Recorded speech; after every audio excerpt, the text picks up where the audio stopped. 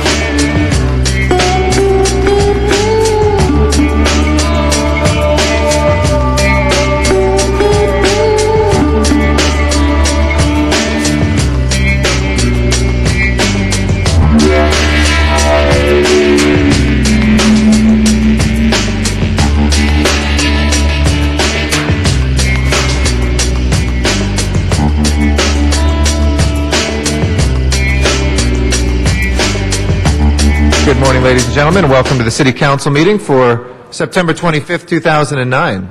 We are here in the John Ferraro Council Chambers, room 340 of City Hall. We meet here every Tuesday, Wednesday, and Friday at 10 a.m. I want to welcome those guests that are here in Council Chambers, as well as our viewers on Channel 35, which broadcasts us live on Channel 35 through the city's cable system each meeting and rebroadcasts us in the evening. We also are available online at lacity.org, where there is also links at our city's homepage to city departments, elected officials, and services to improve the quality of your life. Lastly, if you're not close to a television or the internet, you can use your telephone and call into council phone and listen into the city council meetings at 213-621-CITY. That number is 213-621-CITY. We also have translation and interpretation available for all of our meetings, and we, the first Friday of the month, try to get out to Van Nuys City Hall to make sure we get closer to Angelinos wherever they may live. If you do live closer to Van Nuys or San Pedro, you can always give testimony on any of the items that are before us from those places, and we are able to see you here remotely in council chambers. Each Friday we honor special occasions and special individuals and other notable moments and achievements in the city. this Friday is no different, and we have a very full schedule of some very important and interesting recognitions. I'd like to start first with a council member from the 11th District, Councilmember Bill Rosendahl, to say a few words for the first honoree.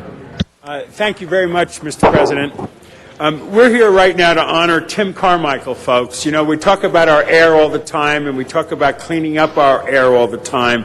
Well, Tim Carmichael began working for the Coalition for Clean Air in November of 1995, and we've come a long way under his leadership. Mr. Garcetti and I have been talking about him. We want to give him a little special recognition today in the front end of today, which is obviously a day we do a lot of recognition.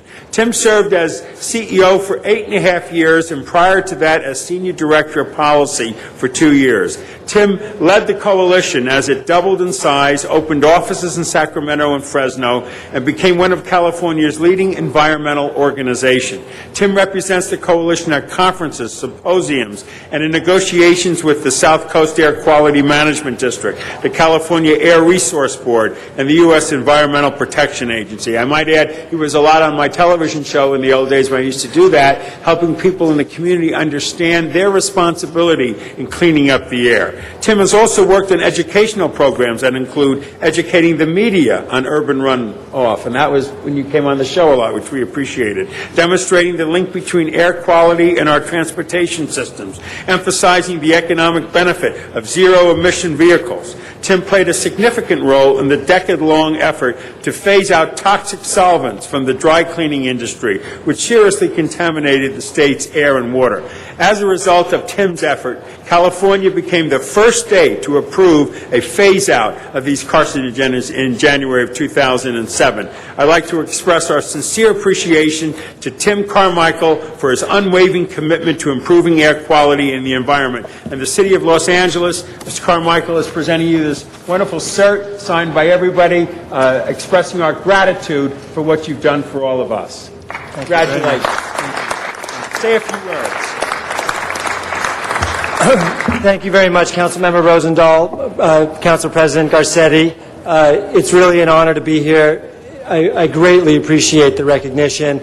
I look around the room at the name tags, and I can say that I have worked with every member of this council at different times over the years on a strategy to reduce air pollution in this basin. And yet, if you look east this afternoon, you will see that our work is not done. There's too much smog still generated in this basin, and it's having too much of a negative health impact on the children growing up here. But this council is way ahead of the curve nationally on coming to terms with this issue, recognizing that cities like Los Angeles have a lot of responsibility in implementing strategies to reduce air pollution. I salute you, and I thank you very much for this recognition. Thank you, Tim. Thank you so much, Tim, and you really are a hero to all of us. So thank you for saving lives and improving our health. Very, very best to you. And Mr. Rosendahl, I know, has a second presentation. Do you want to go? We'll hear from Mr. Rosendahl as well. Thank you, Mr. President. We're going to do the senior scam skit. You know, seniors get calls all day long from all kinds of folks. A lot of them are hustling them on various kinds of things that make no sense. Scams Against Seniors is an educational program designed to inform older adults about the senior scams locally and nationwide that are currently affecting thousands of vulnerable individuals. Senior actors perform a 5-minute skit on the most common senior scams, as you will soon experience and enjoy. After the skits, the actors answer questions about senior fraud. A 91-year-old actor, Peg Mullen, is the oldest actor in the skit and has personally telephoned thousands of seniors across the country to inform them about senior scams as a volunteer for the group's Wise Healthy Aging. The program is constantly updated to include the most current information on the subject. So seniors out there, listen up and look at this. Thank you to Adrian Ometsky for taking this entertaining and informative show to senior centers and educational facilities across LA County. Now look at the council audio guy is what I'm going to do right now and say, start the CD.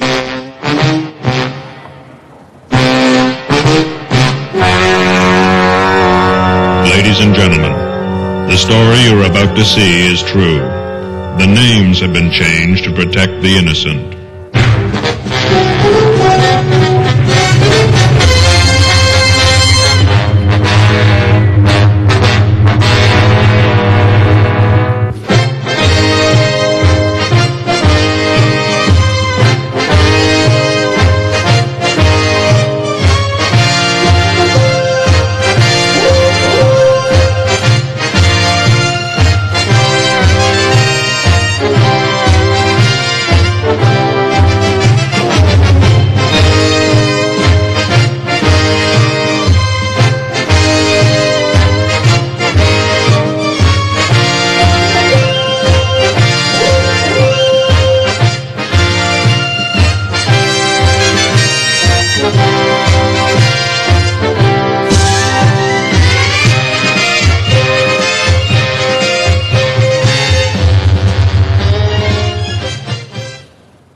Mr. Young, I'm so happy you came.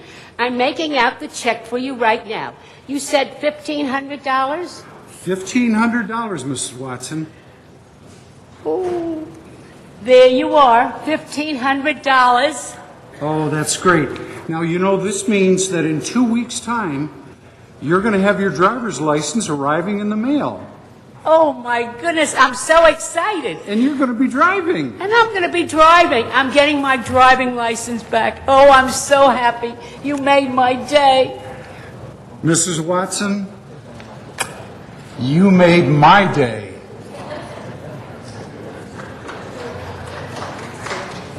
Anyone can be a victim of fraud, especially older adults. Here are some things to be aware of and their solutions. Good job. Fraudulent charities. Ask the charity for their tax-exempt number. Free vacation office. Never give your credit card number to a stranger. Home repair overcharges. Don't pay for your job before it's done. Insurance scams. Read and understand everything before you sign. Mail order fraud. If you feel you've been a victim, call the postal inspector. Shady auto repairs. Get yourself a couple of repair estimates first. Miracle cures. Be sure to contact your medical provider. Don't take chances. Internet identity theft. Never give your personal information on your website or on your email. Whether it's verbal or in black and white, only you can stop senior scam.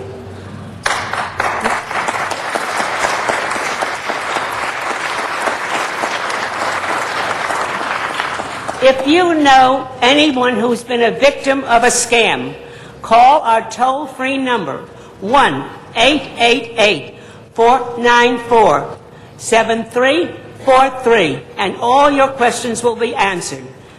Just be careful. Don't forget.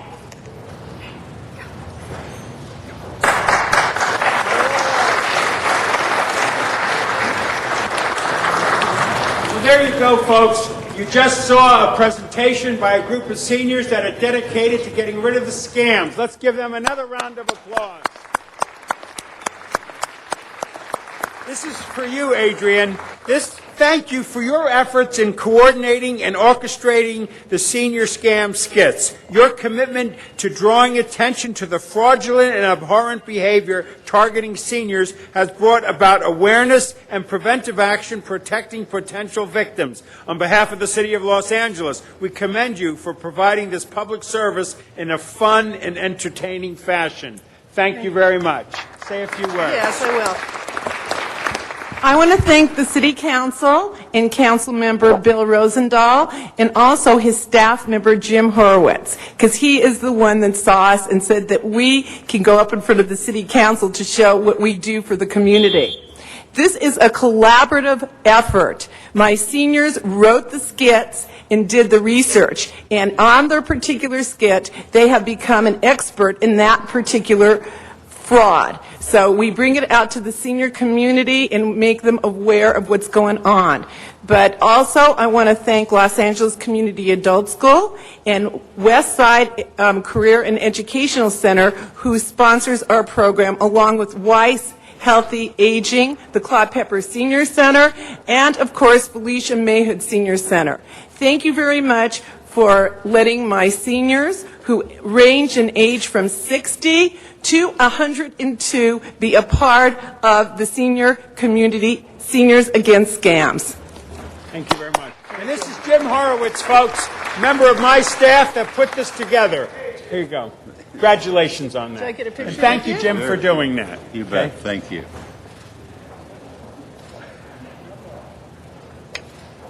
Thank you. Thank you very much. And Mr. Labange, I think, wanted to add his good wishes. Mr. Labange? Mr. Rosendahl, you know, the late, great Mayor Tom Bradley had me on his youth council, and one of the first meetings we went to, they reminded us that one day you'll be on the senior council if you stay active. That's right. And I think having all these seniors down here, they did a great job. Give them another hand. And also, Mr. Horowitz, great job, great deputy. Give him a hand. That's the way to take action. Good job. I might say that Jim Horowitz is the youngest member of my staff at 81, and I call him my canary in the coal mine. As long as he's happy, I know we're doing the right thing. Thank you again, Jim, for your leadership. Thank you, Mr. President. Thank you very much, Mr. Rosendahl. And I'd like to recognize Mr. Wesson for our next presentation.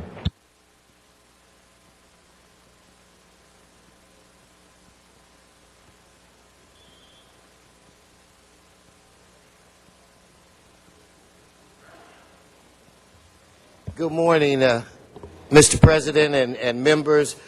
Today is my favorite Friday. Twice a month we have Pet Adoption Friday. In fact, we now do it every Friday because 2 times out of the month, my dear friend and colleague Paul Koretz has kitty cats that he tries to find homes for. So he's the cat person and I'm the dog guy. Today it's my pleasure to present to you Cinnamon. It's just as sweet as she can be. Cinnamon is looking for a home. She's about 6 years old. She's a miniature Doberman Pinscher.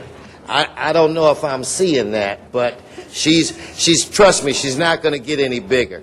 If you're looking for a companion animal, someone that will give you unconditional love, I've got a feeling that Cinnamon here is a worthy candidate. She's housebroken. She does well with seniors, and I think that she's the kind of housemate that many of us wish we had, because she doesn't make a whole lot of noise either.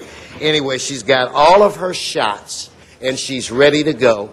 And I urge you, if you have an interest in Cinnamon here, to please call 888-452-7381.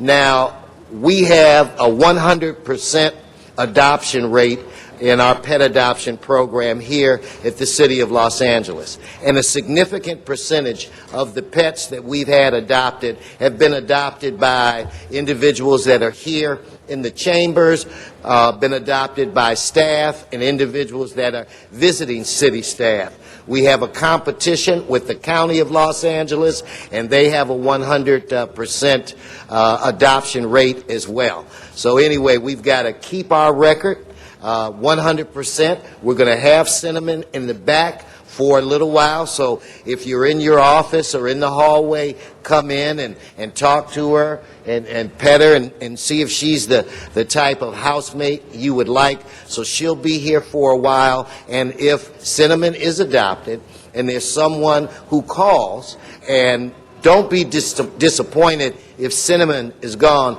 We have hundreds of great animals that are looking for a home.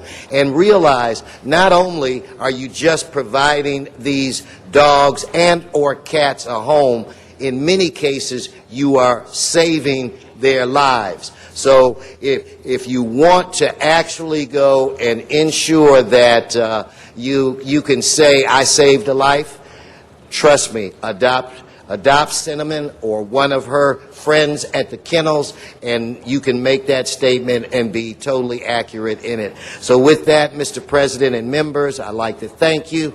And Cinnamon will be in the back looking for a home. Wendy, I'm going to ask you to kind of walk Cinnamon up the aisles to see if we can tempt somebody that's here. And just let her see it. You can see how nice and sweet Cinnamon is. And again, if you'd like to inquire, just come to the back of Chambers and we'll work it out. Anyway, thank you, Mr. President. Thank you very much, Mr. Wesson. And we hope that the streak will stay alive. Maybe there's somebody out there right now who would love this wonderful animal companion. Mr. Cardenas, are we ready? Okay, Mr. Cardenas is our next presenter with a very special presentation that involves many residents from throughout the city. So please welcome Mr. Cardenas.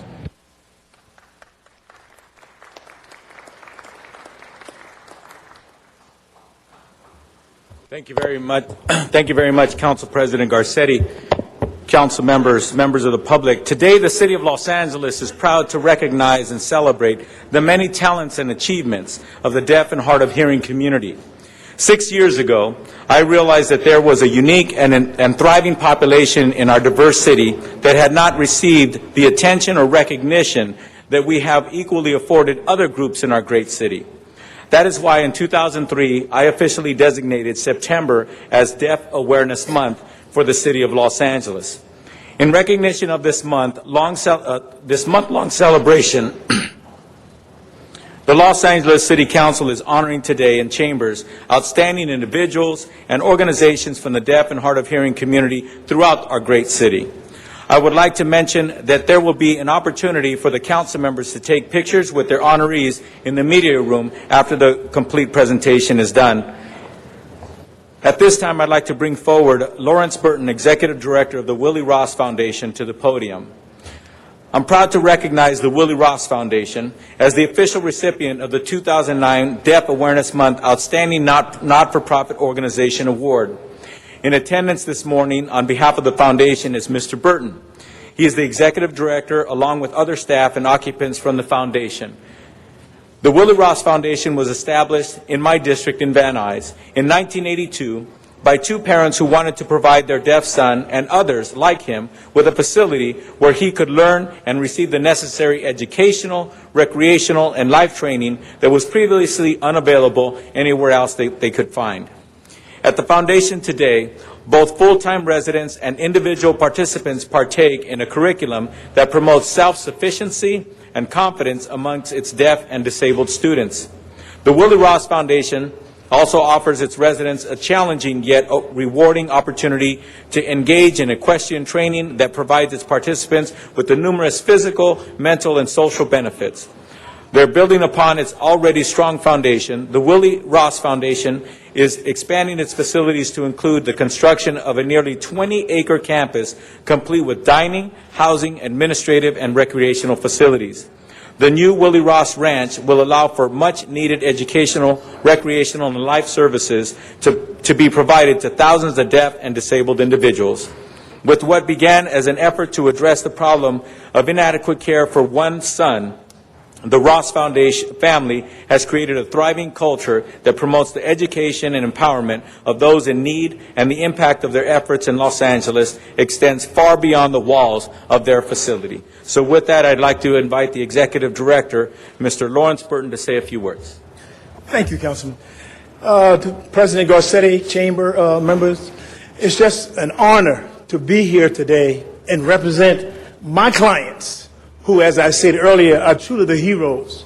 As was stated earlier, this all began because of a mother's love. We want to perpetuate that that thought of that mother and give our clients a fulfilling, dignified life. And it's nice to have this public proclamation and recognizing all the neat things that they can do. And I want to emphasize can. We expect our clients to be just productive citizens, and we appreciate you just in our effort. Thank you so much, Councilman. Thank you so very much. Thank you.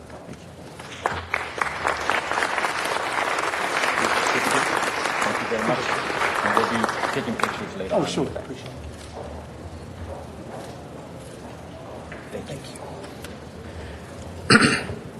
At this moment in time, it's my honor to ask Ashley Faulick and her parents to come forward, and her family to come forward, and so that she can receive her recognition.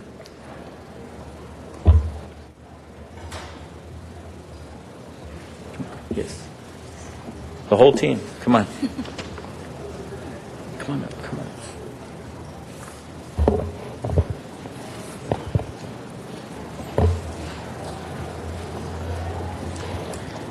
You're probably wondering why such a big crowd behind Ashley. She rolls with her posse, and you're going to find out how special she is and why so many people are a part of her life and what an attraction she is to many, many people around her. We're very lucky to have Ashley Faulick, the recipient of the 2009 Deaf Awareness Month Outstanding Individual Award for the City of Los Angeles. Ashley is accompanied by her parents, Jim and Ronnie, her brother Kicker, her agent Andrew Leisner, and representatives of the two biggest sponsors, Red Bull and Honda. Ashley Faulick, an extraordinarily gifted young lady, was born profoundly deaf on August 22nd, 1990 in Dearborn, Michigan. At the young age of 7, she began riding and competitively racing motorcycles, working her way up through the amateur motocross circuit. In 2004, at only 13 years of age, Ashley won her first national championship at the AMA Amateur National Motocross Championships at Loretta Lynn's, the nation's most prestigious amateur race. Upon her remarkable victory at Loretta Lynn's, Ashley went on to win 12 more national championships between 2005 and 2007 and over 100 more amateur races. In her first full season after becoming a professional motocross racer in 2008, Ashley competed throughout Europe in select world championship rounds and won the AMA WMA Women's Professional Motocross Championship. Ashley continued her unprecedented success in 2009, winning the AMA Women's Motocross Championship despite breaking her collarbone. She also became a gold medalist at the 2009 X Games Women's Motocross right here in Los Angeles just a couple of months ago. Before I invite Ashley to come up to say a few words, I would like to show a brief video clip that showcases some of Ashley's great performances and her tremendous talent.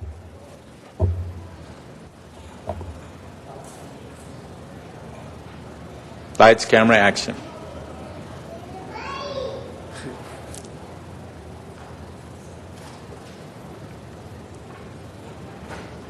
You ready? Let's go! Yeah! For those of you that want to know what we're all about, it's like this, y'all. This is 10% luck, 20% skill, 15% concentrated power of will, 5% pleasure, 50% pain, and 100% reason to remember the day.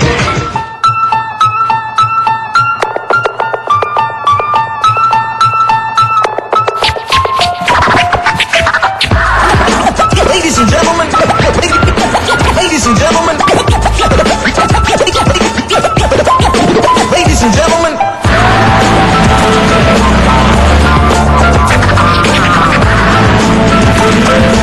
Ladies and gentlemen, ladies and gentlemen. Look at that. One lap to go. Oh, look at Jessica get a little crazy on the hoop section. Here we go again, a replay of the first pass. Oh, no. Violet put herself in a perfect position to get around Patterson, move her to one side, then to the other. That is textbook right there. You wait to the last lap and then make a pass. Some things you can't teach, and that is simply amazing. We'll see if she holds on to the lead. This is just, wow. I can't believe what I'm seeing here. That was gorgeous, and the advantage of riding second is that you watch lap after lap. You see where they're strong, you see where they're not. Absolutely, and she's going to get it. Wow. Unbelievable. Amazing. Earlier on in the race, I thought she had it, but boy, Ashley really surprised me. What a wonderful story this is. Another great story out of X Games. X Game 15 has really been producing for us. Look at that fist pump. Boy, she is going to love that She moment. is pumped up. That is, I mean, you can't teach that.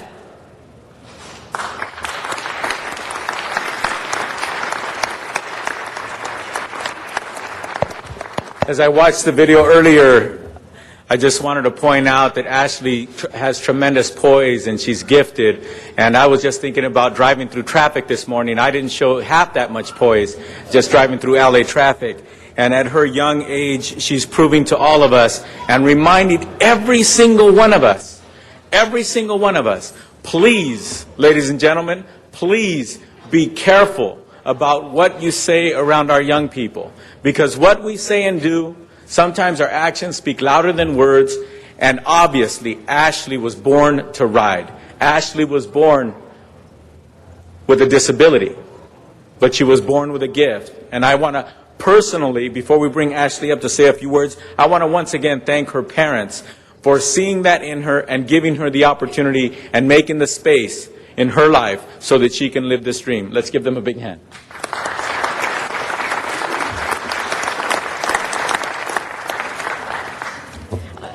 Thank you. And thanks to the mayor and the Los Angeles City Council for having me here and recognizing me and the deaf community. It's a huge honor for me to receive this award for recognition. I'm not only proud for this special moment for myself and my family, but also to be here representing all of the deaf community. It's a huge honor. And I'm a proficient motocross rider, and I'm blessed to have one of the best jobs in the world. Of course, when I started at the age of 3, I never thought that today would bring me to the city of Los Angeles and at Los Angeles City Hall to recognize my accomplishments. I ride the motorcycle, and I'm very proud of that, and I also am very, very proud to be deaf. It is who I am, and I'm very proud to be part of the deaf community and to be able to represent my communication the best I can every day, and I hope that they are proud of me. And I would like to say thanks again to the mayor's office for this amazing award and recognition, and also the recognition of the deaf community here in Los Angeles. And we all appreciate it. Thank you so much for recognizing us and helping our communication become stronger. Thanks.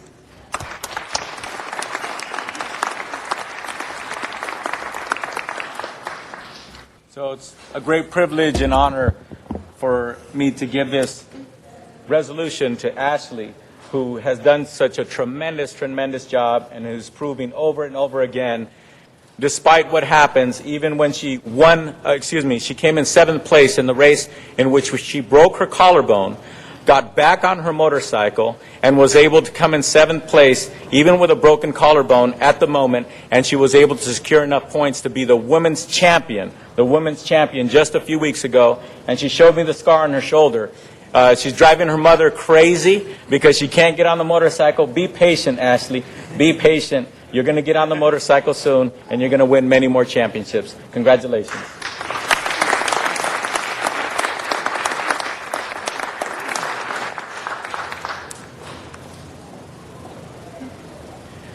At this time, I'd like to invite my colleagues to recognize their individual or organization that they'd like to recognize on behalf of their respective districts. I'll start over here to my right. Who's ready? Okay, we have Councilmember Alarcon.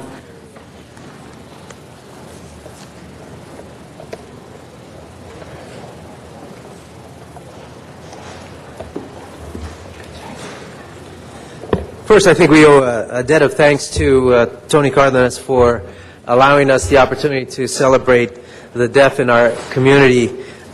His leadership has really exhibited in the most positive ways the way that the deaf community are contributing. And so it's my very special pleasure to recognize the honoree from the 7th Council District, Adrian Gonzalez. And I know Adrian well because he's an activist in our community.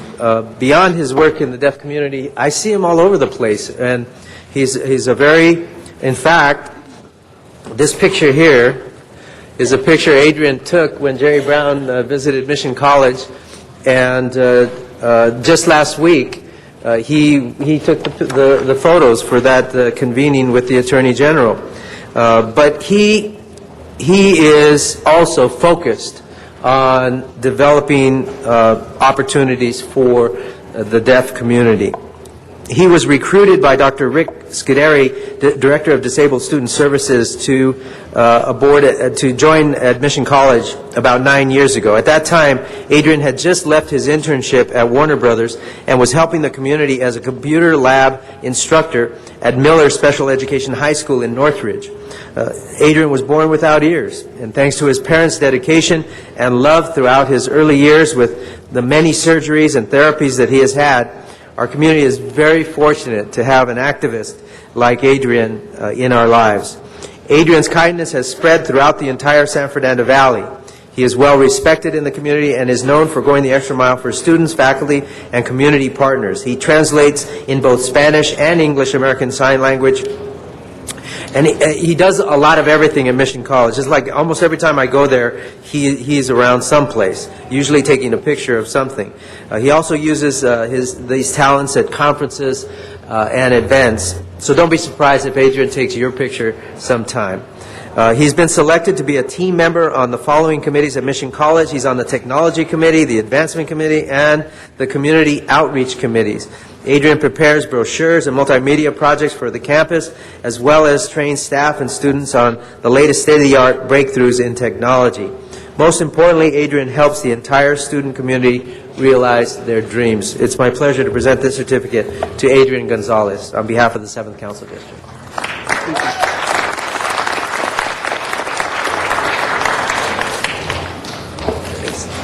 I just want to say it's a pleasure to serve my community, and I will continue to do so for the rest of my life. Thank you. Thank you, Adrian. Thank you, Councilmember Alarcon. Next, we have to my right, Councilmember who's ready to recognize. Okay, Mr. Wisa. Oh, okay, Paul Koretz. Okay, Councilmember Koretz.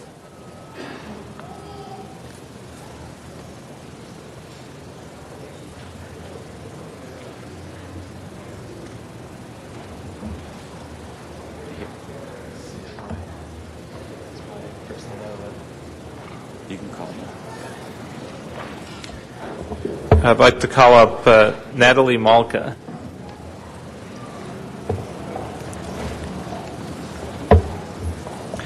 We're happy to have with us today a constituent from Encino.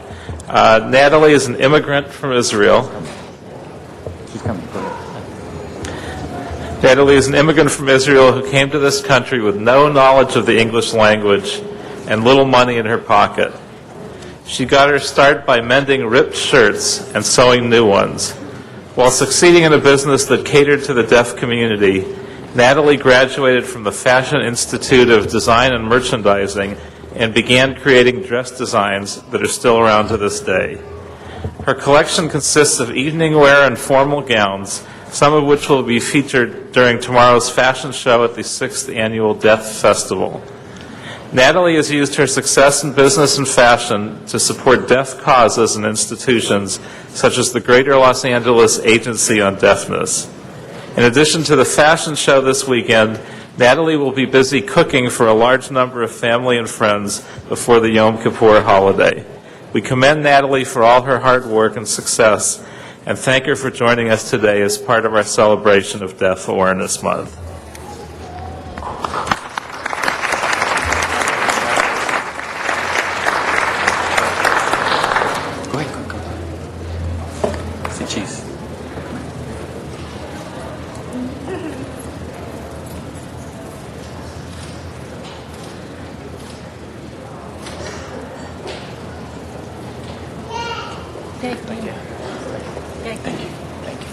Thank you, Mr. Koretz. Our next presentation will be Councilmember Ed Reyes. Thank you very much, Mr. Reyes. The entourage that you just saw is going to be performing. They're models that are going to be part of the Deaf Festival that I'll be mentioning in a few minutes. And so that's just one example of some of the tremendous opportunities that people are going to experience. Mr. Reyes. He's not ready? Okay. Anybody to my right? Mr. Wisat? Councilmember Wisat is ready. Thank you.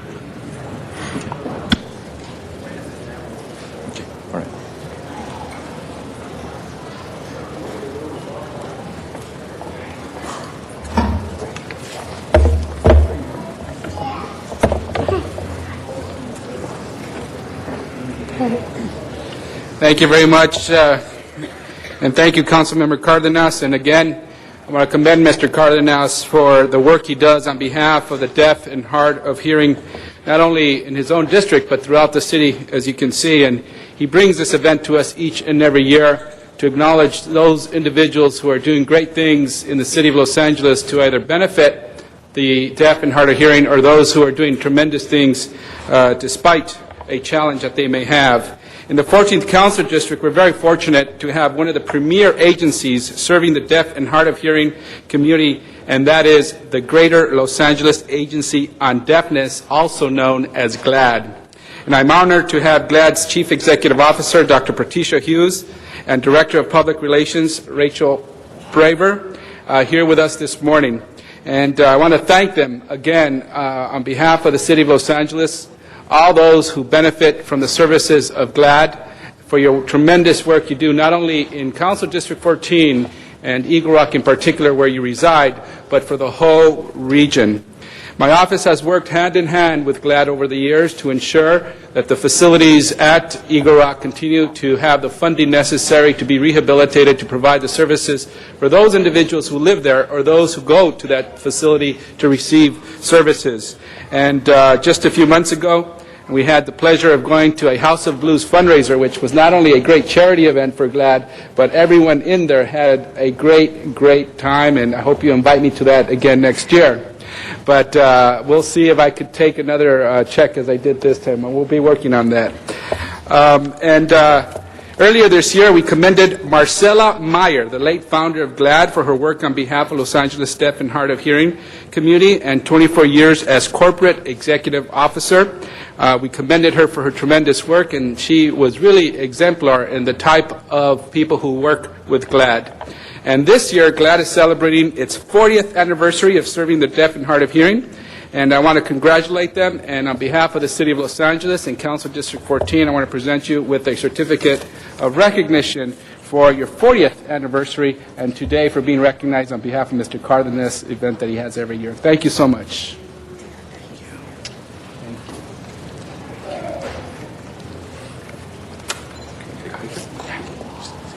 Okay, first of all, a lot of thanks, especially to District 14 for the outstanding sponsorship to the agency. We've been in existence for 40 years because of your support in District 14, and we're very excited. The city is very supportive of our activities as we hope to see all of you, including District 14, at the House of Blue in May.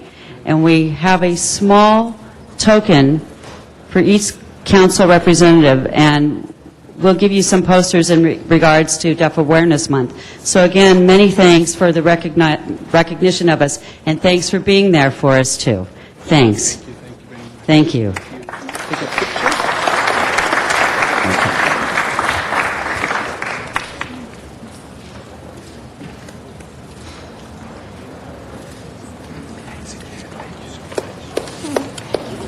Thank you very much, Councilmember Huizar. Ms. Han, are you ready? Excellent. Next, we'll have a presentation by Councilmember Han.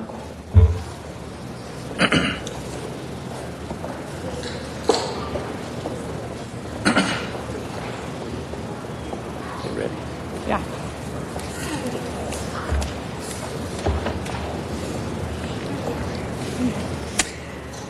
Thank you. I'm so proud today to honor Delora Birch, who is an accomplished artist who lives in San Pedro and works out of the Artist Studio in Angels Gate Cultural Center. Delora was born in Pasadena and later moved with her family to Milan, Italy for a time before returning to the United States. She earned her Bachelor's of Arts degree in art education and teaching at Cal State Long Beach. Delora uses her life experiences and life challenges to create her art. She says it best, "My art and my life are not divided into components. I combine them together as one unique, whole, personal aesthetic enjoyment. My life changes continually, whether I am ready or not." Me too. And my art changes along with my life. Delora has been a member of the American Business Women's Association in the San Pedro Peninsula area for 7 years, which is where I have come to know her. And she's also a Cabrillo Beach polar bear. So that's something we share, only I only do it one day a year, January 1st, but I'm sure you're out there swimming every day, which is quite an inspiration to me. So I'm very proud to honor you. You inspire me.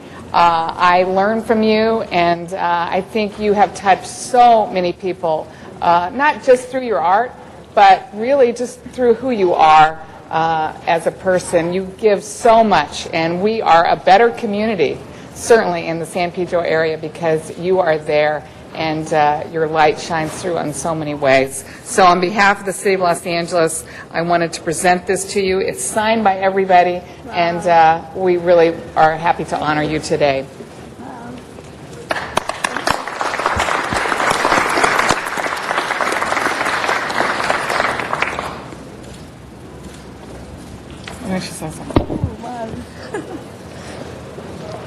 I just want to say thank you so much for having me here, and I'm very honored. Thank you, Janice.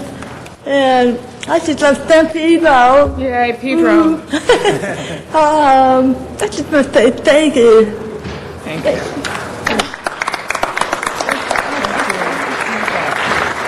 Thank you, Janice. Thank you, Tony. Next, we have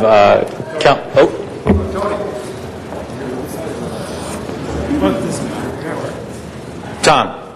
Sorry. Okay, Bill, you're close. Come on, folks, come on up. This is a very exciting moment because, you know, we have a group here we're honoring called Coda West. And this is a place where kids can be kids and deaf parents unite. CODA stands for Kids of Deaf Adults. It is an amazing organization that serves much of the greater Los Angeles area, where support and peer groups like camps and cultural enrichment programs are provided to teach kids and their parents how to live life to its fullest. With this unique fellowship, these children gain confidence and wisdom, which will help them develop a better understanding of and the ability to embrace the two worlds, the hearing and the deaf. Point is, their parents are deaf, but they're not. So here is the connection that has to take place. Coda West also provides low-cost workshop for deaf parents. At first, many deaf parents have little idea of what is important to a hearing child's life, such as music and or identifying sounds or noises. Therapists who have done extensive knowledge in bicultural living, especially in hearing and deaf cultures, are brought in to support and educate parents on how to make sure that their child can live life to the fullest. Throughout the year, Coda West also hosts several events which bring together families, enriching the lives of children, such as the Summer Sun and Sands event. The CODA does Disney and zoo residence events, rendezvous events. Tom, the zoo, they go to the zoo. These events are effective ways for families to meet, interact, and share experiences with one another. As we celebrate Deaf Awareness Month today, I want to thank Coda West for their amazing efforts to bring families together and teach parents their kids to respect, care, and love each other to the max. And I'd like to ask Lauren McCary and Lisa Shahedid and Stephanie Matlow, who are sitting next to me. And Stephanie is Jim Horowitz's niece, so we have a real Horowitz day today also. And we'd like Lauren to say a few words. Lauren? Here you go. I would like to thank Councilman Rosenthal for this recognition. We really are inspired and honored to be recognized by the City of LA and by his District 2 and 11. And for our organization, that honor really gives us inspiration and a newfound ambition for more work for our families. And we also have families who have come to support Coda West that we serve, who are in the audience. So thank you for this honor. Thank you. Thank you.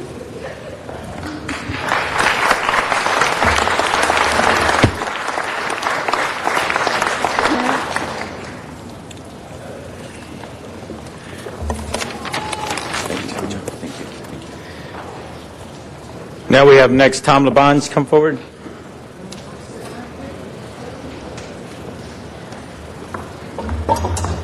Let's give Mr. Cardenas a big hand for never forgetting people who have a challenge. And I have a challenge because I almost struck out, but then I saw this great man here, Richard Ray, 25-year city employee, Deaf Services Division of our Office of Disability. Give Richard a big hand right there. Richard was born in Northern California and got his education at Cal State University, Northridge, was in the teaching profession when then he took an opportunity to come here to Los Angeles and work for the then Commission of Disability, now Department, and make a difference in the lives of all. Richard, I certainly want to thank you for all you do. You've taught me great things. You taught me to say love, right? I got it right? Oh, I don't want to get in trouble. I know, I get in trouble. I know that. And also you said welcome, right? All right, give a big hand for Richard Ray. Mr. Garcetti wishes to address our honoree. Mr. Garcetti. I could also add my good wishes to Richard. When I was first campaigning for city council and I was walking door to door, I came to Richard to his place there in Silver Lake, and we had a great conversation. And he inspired me not just as a constituent, but then when he said, I'm already a part of the city, I wish you luck and I hope you get there. I think I got his vote. I'm not sure, or at least the folks that were there in the house. All right, I got the vote. But and we paved that street, by the way, right there. But you're an incredible advocate, an incredible jewel in our city, and I want to thank Tom. And if I can sneak into this presentation as the co-honorer of you, you are an amazing, amazing individual. We love you very much. Keep up the great work. Thank you.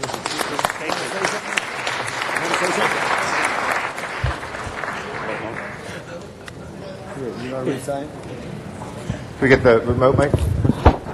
Yes, I wish to thank each and every one of the council members, as well as the mayor's office, in making our Department on Disabilities a very successful organization.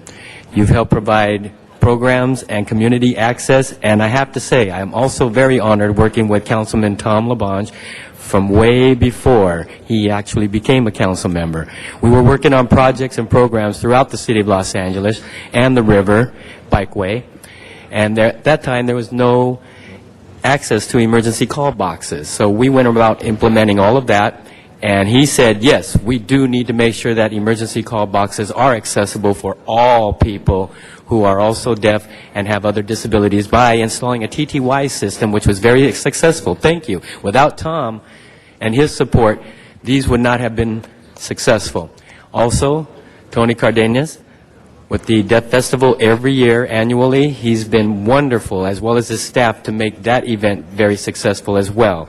And it requires all of us, including yourselves and the deaf community, their organizations like CODA West, the Greater Los Angeles Council on Deafness, also known as GLAD, to all work together.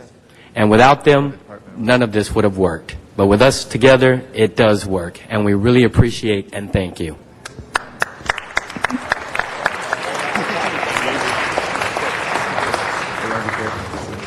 Thank you. Next, Ms. Perry. Are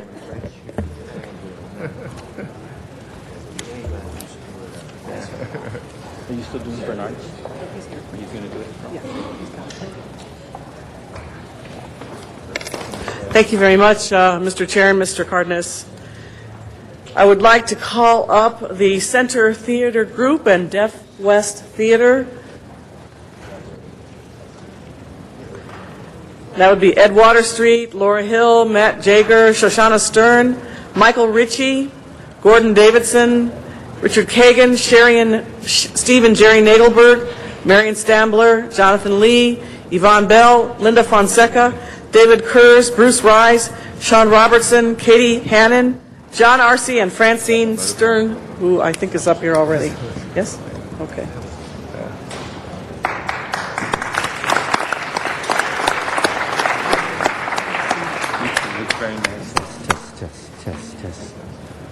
Come close, come close, come close.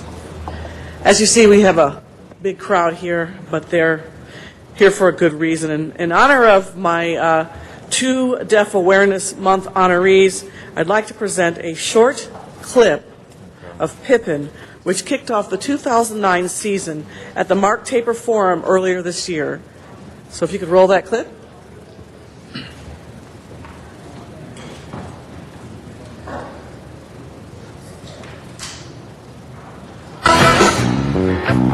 Sweet summer evening, so full of sound, gaining a lover, gaining a pound.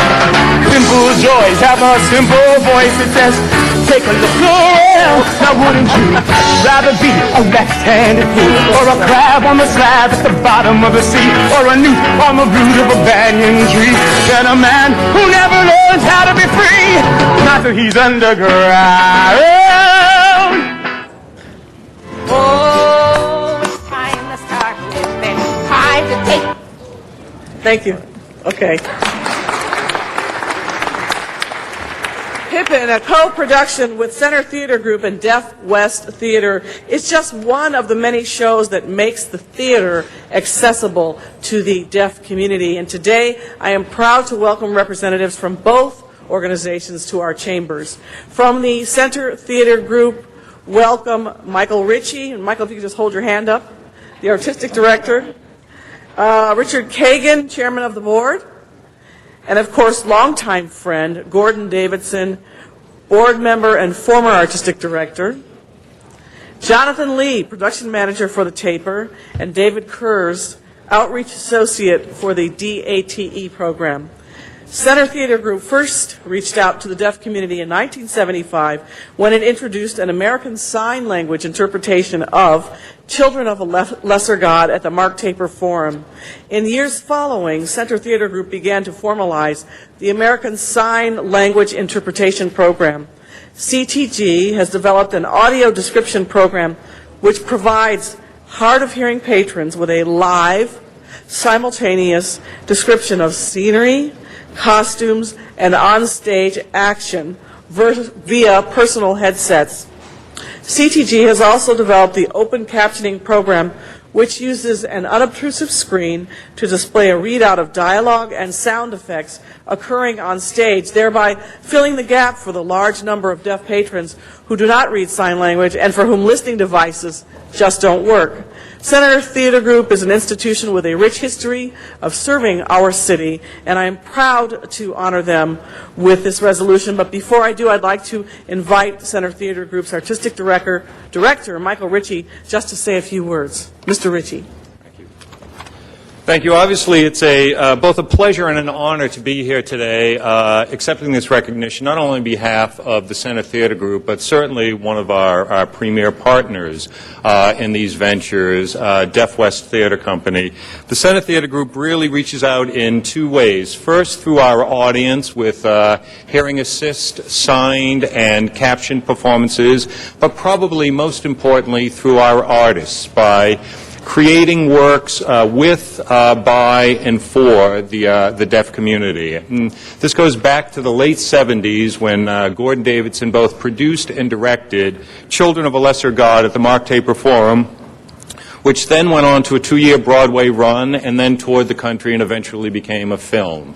It has continued through the years, most recently with the musical production of Pippin, which was a significant event for us to put both hearing and deaf actors on stage in a musical and create a performance that really span the communities. These, while they have certain distinctions between the 2 communities, it is one community, and it's been one of our great joys to be in the theater, both producing and watching the audiences see this experience. And I'd like to introduce Ed Waterstreet, the artistic director of the Deaf West Theater Company, who is probably our premier partner in this, and have him say a few words as well. Ed? Ed's right here. Thank you. Thank you, Michael. Well, it's been 20 years, and Deaf West from a very small organization has grown throughout the years until just 4 years ago. We gave a production of Big River to the Center Theater Group. We then took that show on the road to New York and nationally, then over to Japan, internationally. And all deaf people throughout America, and even in Japan, were very proud of our deaf performers. We wish to say thank you to Center Theater Group for our achievements and success. There's just one thing that Michael and I strongly disagree and have conflicts about continuously, though. The thing is, he supports the Boston Red Sox. I'm a New York Yankee fan. That's funny. Thank you very much, Mr. Waterstreet, and to Mr. Ritchie. And I'm going to present you with these resolutions in just a second. And then Laura Hill, Deaf West Theater's managing director. Laura? She's here. Okay, great. And then two wonderful actors who earlier this morning performed a scene from Children of a Lesser God. A rated G version of the scene. Okay. It was a little different. Okay. Which is directed by Jonathan Lee and now playing at Deaf West Theater in North Hollywood through October 18th. That's Matt Yeager and Shoshana Stern. Let's give them a hand. Deaf West Theater was founded in 1991 to improve and enrich the cultural lives of deaf and hard of hearing individuals who live in the Los Angeles area. Deaf West Theater holds the most theater production awards of any deaf theater in the nation. With its groundbreaking musical adaptation, Big River, The Adventures of Huckleberry Finn, Deaf West Theater popularized the ASL musical form with two major Southern California productions, a national tour, and a Broadway run, which earned 2 Tony nominations and a Tony honor for excellence. Deaf West Theater consistently sets the standard of innovation for inclusive theatrical experiences, and I am proud to honor them with this resolution. And thank you again, Ed, for your few words and even the thing about the Red Sox, even though we're here in Dodgerland. And congratulations to these two outstanding organizations. I'll present them back. All right. Thanks. Thank you very much. We have Councilmember Smith.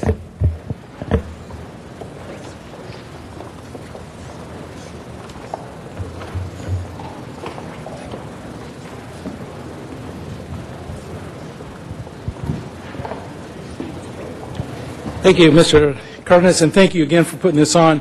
Cal State Northridge, which is one of the top institutions in America for deaf studies, is in my district. But Tony came to me a few years ago and said, I really want to head this up. And I said, God bless you, go do it. I'd love to support you on it. So I thank Tony for heading this up. And it's my honor to be here today to recognize Joyce Linden, a resident of Chatsworth, who is our honoree for the 12th District. She was referred to us by Catherine Leod, who, by the way, came to us a few months ago and said, you put on a program in the summer called Movies in the Park.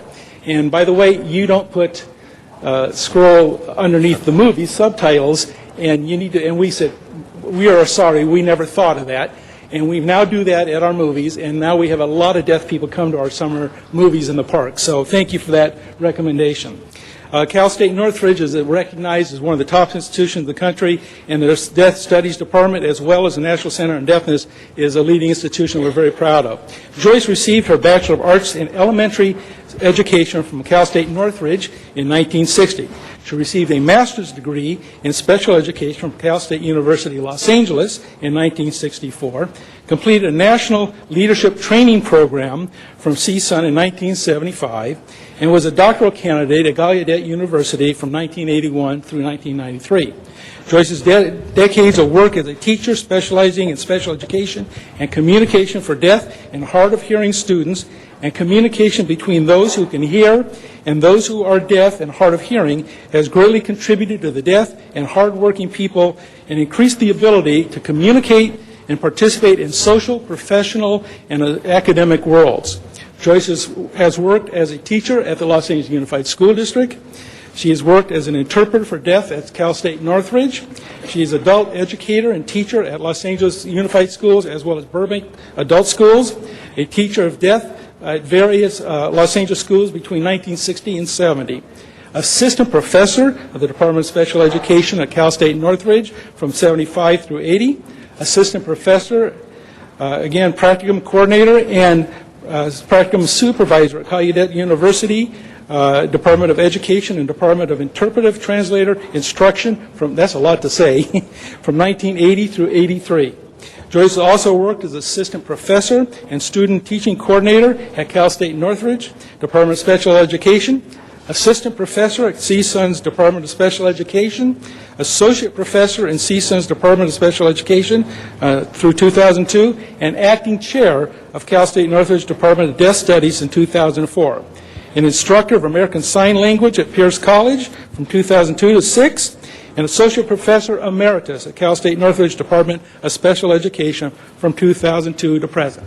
She has been a mentor and a role model and a leader who has inspired countless people in the deaf and hard of hearing community and the community at large. Joyce has written countless articles for academic journals about sign language and other aspects of community and communication by and for and deaf and hard of hearing people. Joyce is held in the highest esteem professionally and personally by her colleagues, friends, and family for her education, her knowledge, her skills, and achievements. She's also received numerous commendations and awards. We are very proud of our university's program at Cal State Northridge, and we are exceedingly proud of our awardee, Joyce Linden. Congratulations.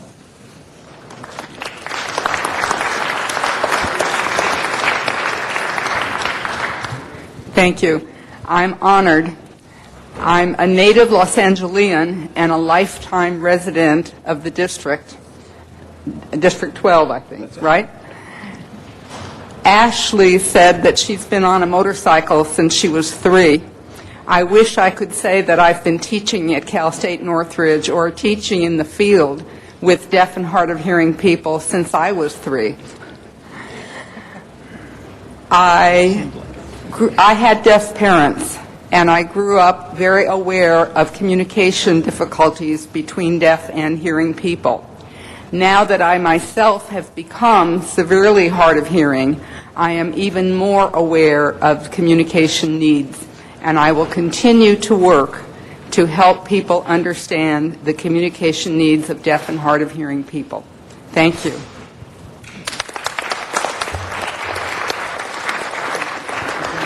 Thank you very much. We tell our children all the time, you can do anything you want. Ms. Linden has proved you can do everything. With that resume, she's covered so many responsibilities and taken up so many mantles for many parts of our community. Thank you so much, Ms. Linden. Next, we have Councilmember Wesson.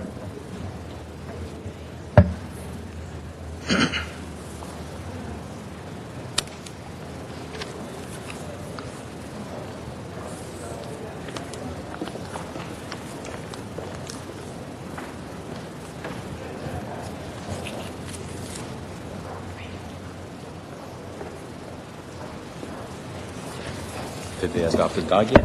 We're close to adoption of the dog, so keep your fingers crossed. First, I want to ask Daniel Baruti to come forward. And also with Daniel, we have, it's really amazing that you see the support group. So what we have with Daniel, we have the principal of the Los Angeles Community Adult School, and that's Celia Dominguez. We have the assistant principal, Noel Morales. We've got the assistant principal from Abram Friedman Occupational Center, Daniel Hazeltine is here. Julie Wetzel and Terry Wetzel are also involved in those programs. I want to thank Mr. Cardenas for sponsoring this on a yearly basis. It's a wonderful thing that you do. Years ago, my wife worked at a school called Echo Horizon School, which would mainstream hearing impaired and deaf children into the system. So I saw just how wonderful and successful that could be. But one day she came up to me and she said that we've got this kid that's deaf, but he wants to play football. and I was a Pop Warner football coach. So I said, hey, the good thing about this, I'll put him on defense, and he'll never jump off sides because they won't be able to trick him with a hard count. So here we are, the first play, first game. He's defensive end, and what does he do? Jumps off sides, knocks down 3 other kids. So through the translator, I said, son, what the heck are you doing? I wanted to send them a message. And he did, because he was in their backfield the entire day. His name was Joustin. He's a great kid and an example of what can happen when individuals receive training. They become more confident, and they believe that they can overcome their challenges. And I'm honored today to present to you an individual who is instrumental in helping individuals with hearing challenges reach their full potential. He works at the school that's in the district that I represent. And I think on my notes that he's been at the Los Angeles Community Adult School since 1996. He helps, or has helped, thousands of students develop a 4,000 vocabulary, which is functional, where they can apply for jobs, rent apartments, so that they can live the best life that they can live. I can't think of any individual that's more important in this world than people who are educators, people who live to help other people reach their full potential. And with that said, Council, I am proud to honor and present to you such an educator, such a teacher. And that is Daniel Baruti. Give him a round of applause.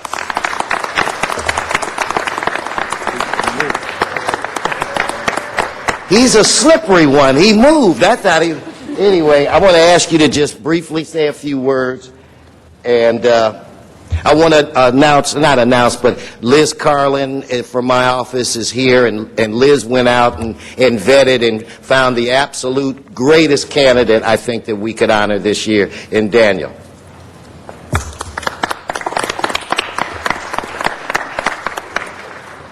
Thank you, Councilman Wesson and council members. Thank you especially for acknowledging the adult division of the Los Angeles Unified School District, where we have wonderful opportunities for deaf and hard of hearing, educational and vocational opportunities, and may our division always be viable. Thank you so much for the recognition.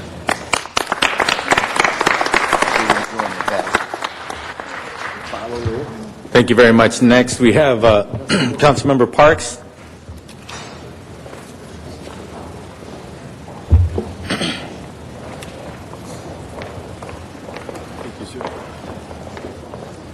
Thank you, Mr. Cardenas. I'd like to ask Joyce Washington to come up.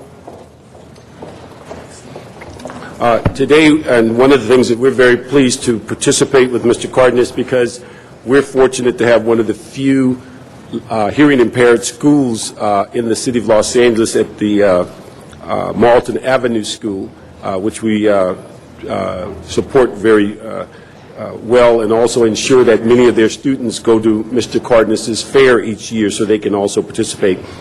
Joyce is here today because of her unique skills in the issues of dealing with the hearing impaired. She was born in 1961 in Lexington, Mississippi. She's a graduate of Jackson State University in 1984 with a BS degree in therapeutic recreation. She's worked with the deaf community in Mississippi schools for the deaf. She became fascinated with sign language and wanted to enhance her knowledge and ability to communicate with the deaf community.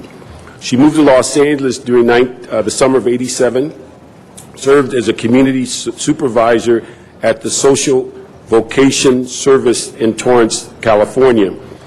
In March '89, she obtained a job at the Exceptional Children's Foundation, where she served as a recreation specialist. Serving as a recreation specialist demands many duties, including planning and overseeing field trips, parties, holiday dinners, and talent shows, which help to enrich the lives of these children. Between 1996 and present, she's currently working on a job with LA Unified School District as a supporting life skill instructor.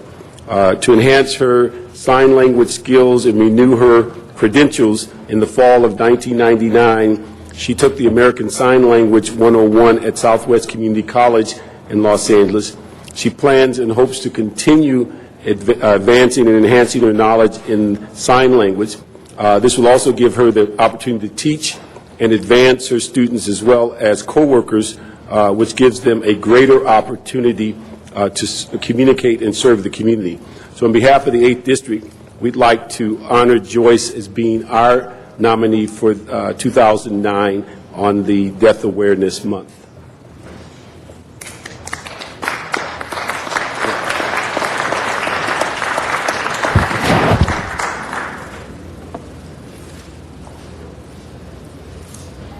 Oh, sorry.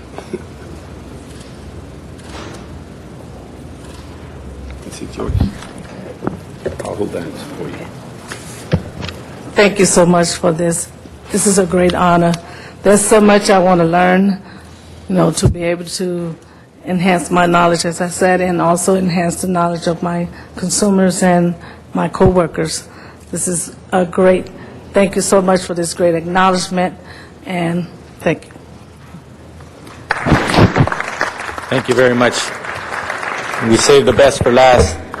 Next, we have Councilmember Zine.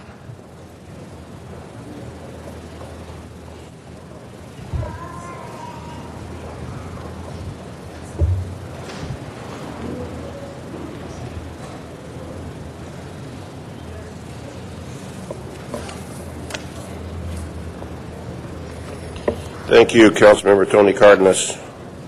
I've been to the Woodley Park a number of years for the festival. I remember one year we pushed Tom Labange up that rock. Oh, you pushed up. Somebody was pushed up the rock. And it's a wonderful event with a tremendous turnout, people from our great city of Los Angeles, thousands upon thousands, all the booths, all the activities that take place. I have a wonderful man from my community, Jack Rosilio. This is Jack. Jack, I'm going to say hi to everybody. Jack, say hi. Okay. Hello. I learned that this morning. Hi and applaud. There you go. Okay. That's correct. Well, thank you very much. Okay. Wait a second. I have the information here. This is the one. Okay, there we go. Jack is a resident of Woodland Hills, lived in Los Angeles for over 28 years. Always dreamed of becoming a police officer. Has multiple volunteer positions, including Burbank Police Department Explorer Program, Civil Air Patrol Cadet, and senior member in the El Monte Police Department Gang Unit. Currently pursuing education in criminal justice. Been working with Brinks Incorporated for over 5 years. Currently volunteering with a nonprofit organization, Dynamingo Incorporated, since 2002. Is the treasurer CFO of that organization. This organization assists the deaf community to teach awareness and educate the public. He is part of the planning committee for this year's Deaf Festival, coordinated by my colleague, Councilmember Cardenas, and the Department of Disability. Jack enjoys helping others get involved with the deaf community so he can bring awareness and education to the population of our city. He would like to show others that being deaf does not make him different. He is talented and has many skills. It has been his lifelong dream for others to see him as an equal. Give a special thanks to Councilman Cardenas and his staff for putting the whole event together. Also, Department of Cultural Affairs, Department of Disability, Department of Recs and Parks, California Association of Deaf, Friends of the Family, and Greater Los Angeles Agency on Deafness for their participation and sponsorship. Jack, you always wanted to be a police officer. You work for Brinks. They protect the money. The police officers of our great city protect the money and the people. And we commend you for your activities, for your dedication to the public of Los Angeles, and your gainful employment in with Brinks and all of the volunteer services that you do for the betterment of our beautiful city. So on behalf of me, your councilman, on this occasion, being selected as an honoree by the Los Angeles City Council during Deaf Awareness Month, Jack, this is for you, and congratulations to you. Keep up the good work.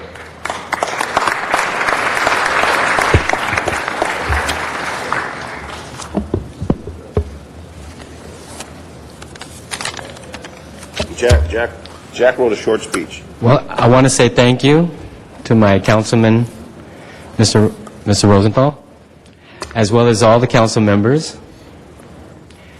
and Bertha Velasquez for recognizing and bringing this to everybody's attention for my honor. Thank you very much.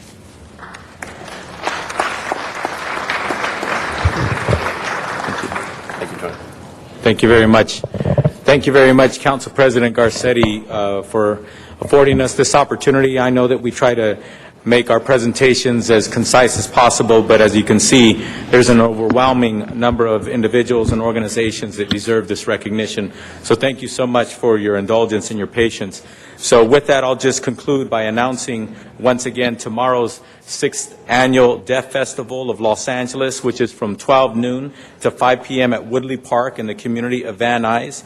And this year's festival will consist of many, many wonderful organizations that will be performing tomorrow. We're going to have Deaf Got Talent. We're going to have MC Joni Dodd, a finalist of the season 6 of America's Next Top Model. Free makeovers, children's sports zones. Ashley's going to be there signing autographs along with the Los Angeles Clipper Girls, and Jeremiah Valencia of the Portland Trailblazers. He's a basketball player with a disability. He'll be taking pictures and signing autographs as well.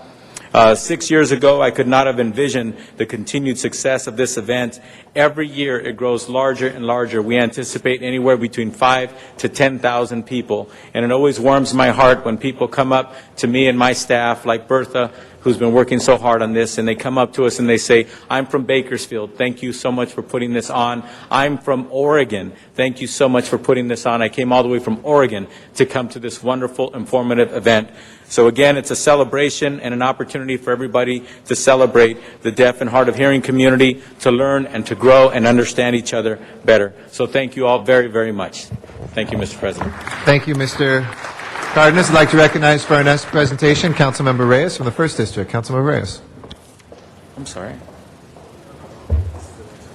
Oh, okay. Yeah, I was going to say that. Congratulations, Councilman Cardenas, for you and your staff and the whole team that put this together. In a city as large as Los Angeles, close to 4 million people, where our districts are at almost 300,000 individuals, we have many, many organizations, individuals to be thankful to for their great work. I have the honor today, and I'd like to call up the Panda folks. Come on up. Today, colleagues, I'd like to recognize Panda Restaurant Group. Come on up. For the company's economic and philanthropic contributions to the city of Los Angeles. The company is best known for its exceptional and accessible Asian dining experiences, especially its orange chicken. However, aside from the delicious food, Panda Restaurant Group, which includes Panda Express, Panda Inn, and Hibachi-san restaurants, provide 18,000 jobs at its 1,300 restaurants nationwide, with over 6,000 of those jobs in the state of California. Since Panda's inception, by founder and owner Andrew Chern, and joined by his wife Peggy Chern, who is co-chair of this organization, Panda has dedicated itself to the mission of delivering a unique dining experience by building an organization where people are inspired to better their lives and grow personally and professionally within the company. Being an outstanding employer is a top priority for its owners. Panda Restaurant Group has also established itself as a philanthropic organization and seeks to better our communities. In 1999, the Panda Cares Foundation was established to promote the spirit of giving and establish a caring presence in communities where Panda Restaurant Group's guests and associates live and work. As one of our Panda core values, giving, it states, we give our time and resources to support each other and our communities. Since its inception, Panda Cares has given millions of dollars of in-kind donations and volunteer time to numerous nonprofit organizations, schools, and hospitals. These are just a few highlights of the organization's charitable work. This year alone, Panda has given away over $300,000 in food to nonprofit organizations in Los Angeles. Panda also supports the Children's Miracle Network, which provides resources for children's health care. In the past 3 years, Panda and its associates raised close to $1 million for this worthy cause. In times of disaster, Panda has committed to resources to communities in dire need. Recently, Panda fed many of the victims in the devastating station fires.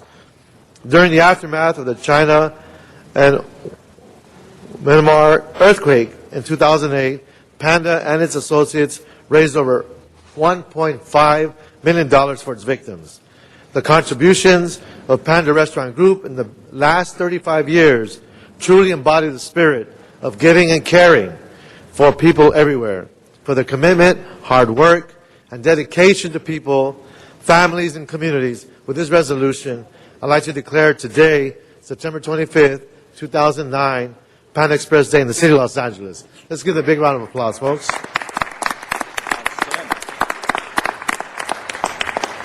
With us today, we have from the Panda Restaurant Group, Tom Dabin, Chief Executive Officer, Eugene Lam, Senior Vice President of Field Operations, Ted Tway, Regional Director of Operations for Los Angeles, Brian Soriano, Area Director of Operations for Los Angeles, and a Belmont High School graduate. Where are you, Brian? Congratulations. Unfortunately, Andrew and Peggy are currently in China. Could have been here to celebrate this day, but the CEO, Tom Dabin, will speak on behalf of the organization. And colleagues, I can tell you for the past, I'd say, year, we've been engaging this building off of Sunset, where the building is in a situation we might lose affordable units for seniors. And the Panda Group, the Churns have stepped up. They're looking into possibly working with the city and making sure that these facilities for residents, for our seniors, remain affordable. So it's the kind of spirit, the kind of proactivity they have demonstrated. And without further ado, I'd like to ask the CEO, Sir Darwin, to share a few words.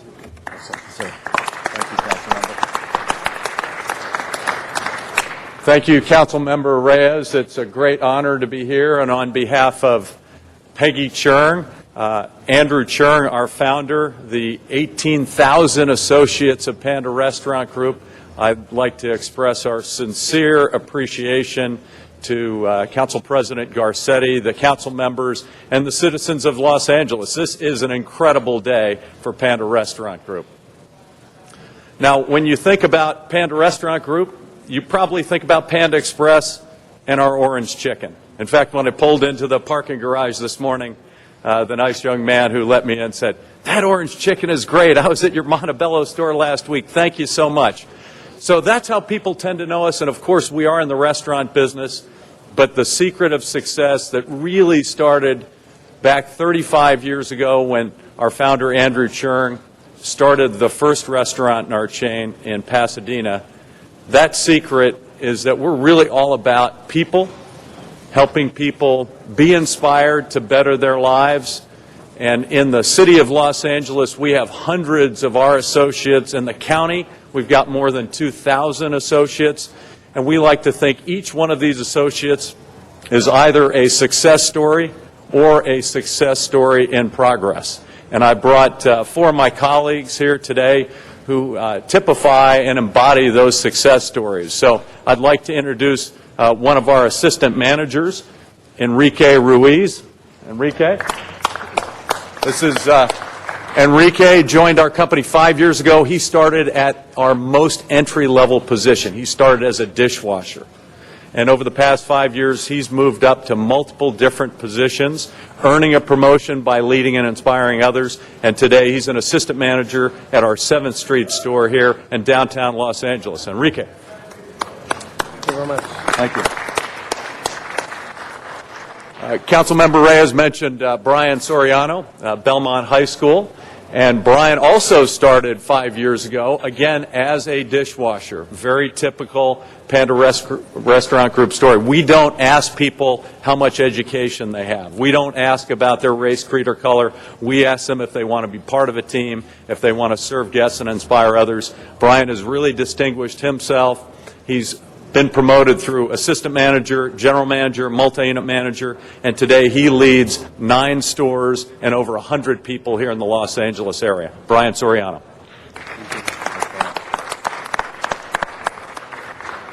Ted Tway, still a young man. Ted joined our company 22 years ago here in Los Angeles at the West Side Panda Inn, our full-service restaurant at the West Side Pavilion. Over 22 years, Ted moved from being a waiter up through the management ranks at Panda Inn, through the management ranks at Panda Express, and today he leads over 50 restaurants here in the Los Angeles area. Ted Tway.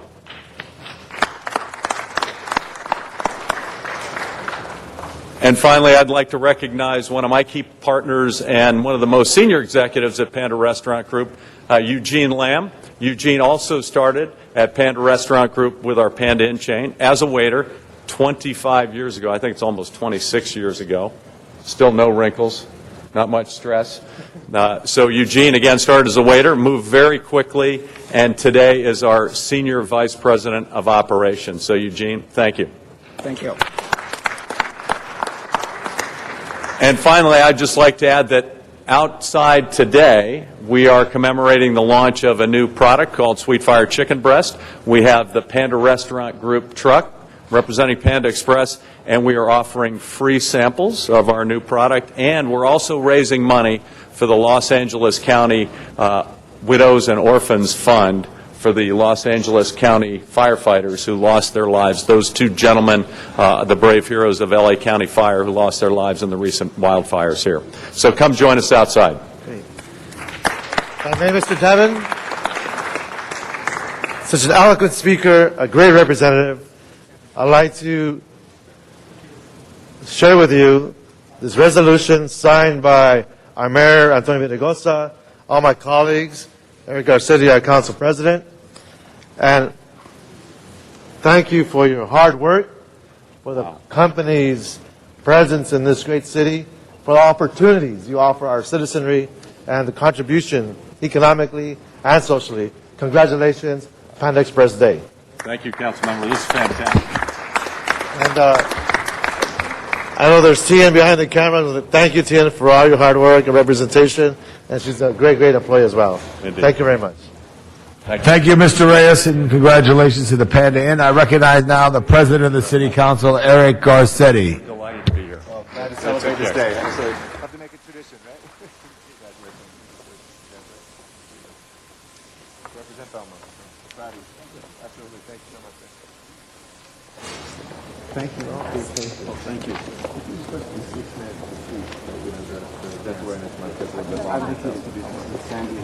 Sorry, current state president of California. So came all the way from Fresno and the This is Monty Merkin. He's our current president. Better get started because we're on right now too. Okay. Thank you very much, Mr. President. And thank you for, I know it has been a very informative morning, an extensive and a number of presentations. I want to thank all the folks that are behind us as part of this presentation, which we do each year, because one of the most critical things that every American family needs to make sure is that they are insured for their future. And nearly 70 million adult Americans do not have enough life coverage insurance to ensure a secure financial future for their loved ones. And so we are here to remind all Angelenos and all Americans, as we are doing throughout this nation right now, to make sure that you look after your family, make sure you look after yourself. But insurance can provide that financial security for families in the event of a premature death by helping surviving family members to meet immediate long-term financial obligations and objectives. Recent studies have shown that when a premature death occurs, Insufficient life insurance coverage results in 3/4 of surviving family having to take measures such as working additional jobs, more hours, borrowing money, withdrawing savings from investment accounts as well as regular savings accounts, and in many cases, even moving housing. These are the sorts of things that are traumatic to a family. These are the things that, when you're going through the death, which itself is difficult enough to deal with, are an additional and an added burden that can, with the right planning, be overcome. The City of Los Angeles is very proud to partner with the National Association of Insurance and Financial Advisors as one of its distinguished organizations in our communities that serves all of our constituents, the needs of those residents of LA who seek financial services to protect themselves and to improve the quality of their lives. So we celebrate here Life Insurance Awareness Month, and each year we do this here in council chambers to make consumers aware of the life insurance needs and encourage them to seek professional advice. So today we declare September 2009 as Life Insurance Awareness Month and encourage all citizens to take necessary steps to ensure the financial security of their loved ones.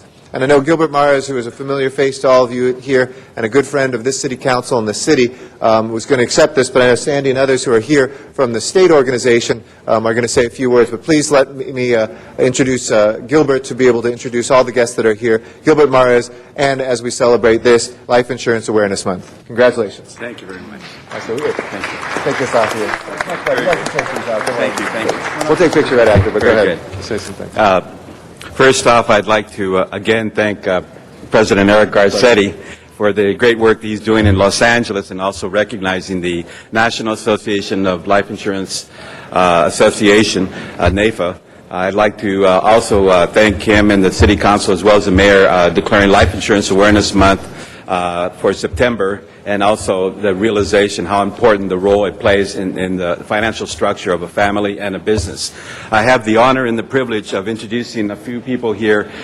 Being past president for Los Angeles, I'd like to say that we have Ms. Sandy Henderson, who has a few things to say. She is the current state president for California, and also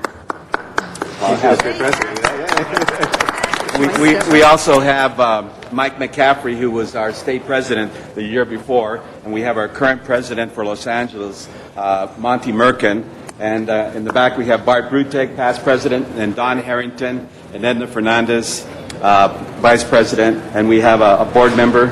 If I could ask you just to get a little closer to the mic so everybody can hear. Get a little closer to the mic so they can hear. And our membership chair, Mike Modis. First off, I'd like to introduce our current state president, Sandy Henderson. She has a few words, and then our current president, Monty Merkin. Thank you. Good morning, everyone. First of all, I just, since I'm not from this area, I want to let you know how impressed I am at the amount of people that have been involved in the city council meeting. Kudos to all of you. It's very, very refreshing to see that. Also, just want to recognize the City Council for recognizing Life Insurance Awareness Month, because that shows that you actually care about your residents and the people of this community. The reason I say that is because I believe that at the heart of life insurance is people, are people who care about their people, their residences, and their businesses. We don't think about that as much. NAIFA California's mission is to be legislative advocate, enhance business and professional skills, and to those seniors who are here, to promote the ethical conduct of our agents. That's how we care for our communities. When storms hit, whether they're economic or they're just unexpected personal loss, I believe we as agents and advisors are the anchors that keep things stable. Just thinking about the rippling effects of life insurance when a policy has been in place, the positive things. It allows for a grieving time without the worry of income. The mortgage gets paid, so banks are happy. College tuition can be provided, kids are happy.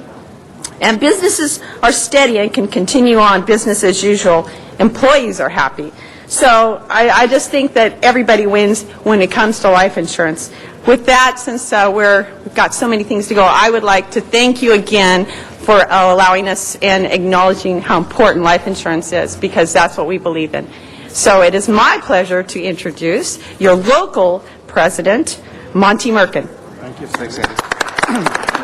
Thank you. I want to take this opportunity to again thank the City Council, the President, Mr. Garcetti, and of course the mayor for the time spent in this. It's a very important area of all our lives. My career has spanned about 40 years. I've seen a lot of things change during that time. It's very interesting that people thought at that time that a human life value was only a few dollars, just the value of the minerals inside your body. In reality, everybody that works has hundreds of thousands, if not millions of dollars of human life value that needs to be protected. And it's really incumbent upon you to see to it that that is done and accomplished in a proper manner. I just want to say one other thing, that the members of the National Insurance Association of Insurance and Financial Advisors represent millions of Americans.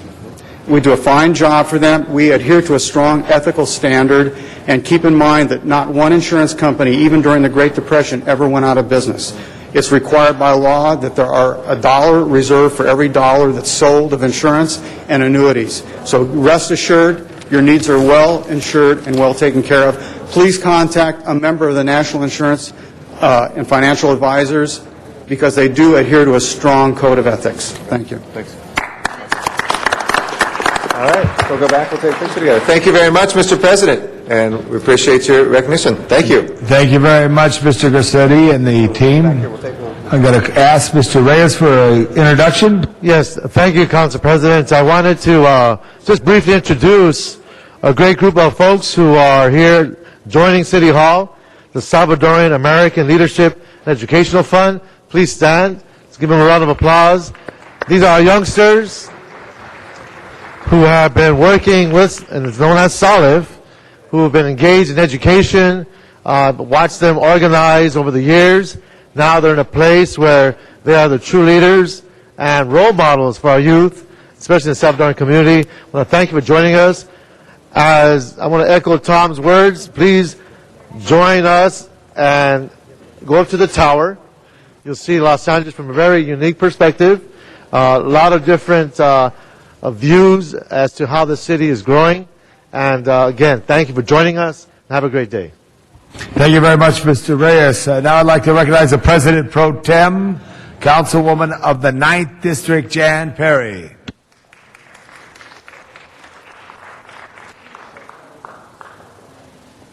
Thank you, Mr. Chair. And it's my privilege. Hi. How are you? This is a very important issue. And so it's my privilege to introduce and to raise awareness of Fall Prevention Week. And I'm not talking about the season. I'm talking about people falling as they age.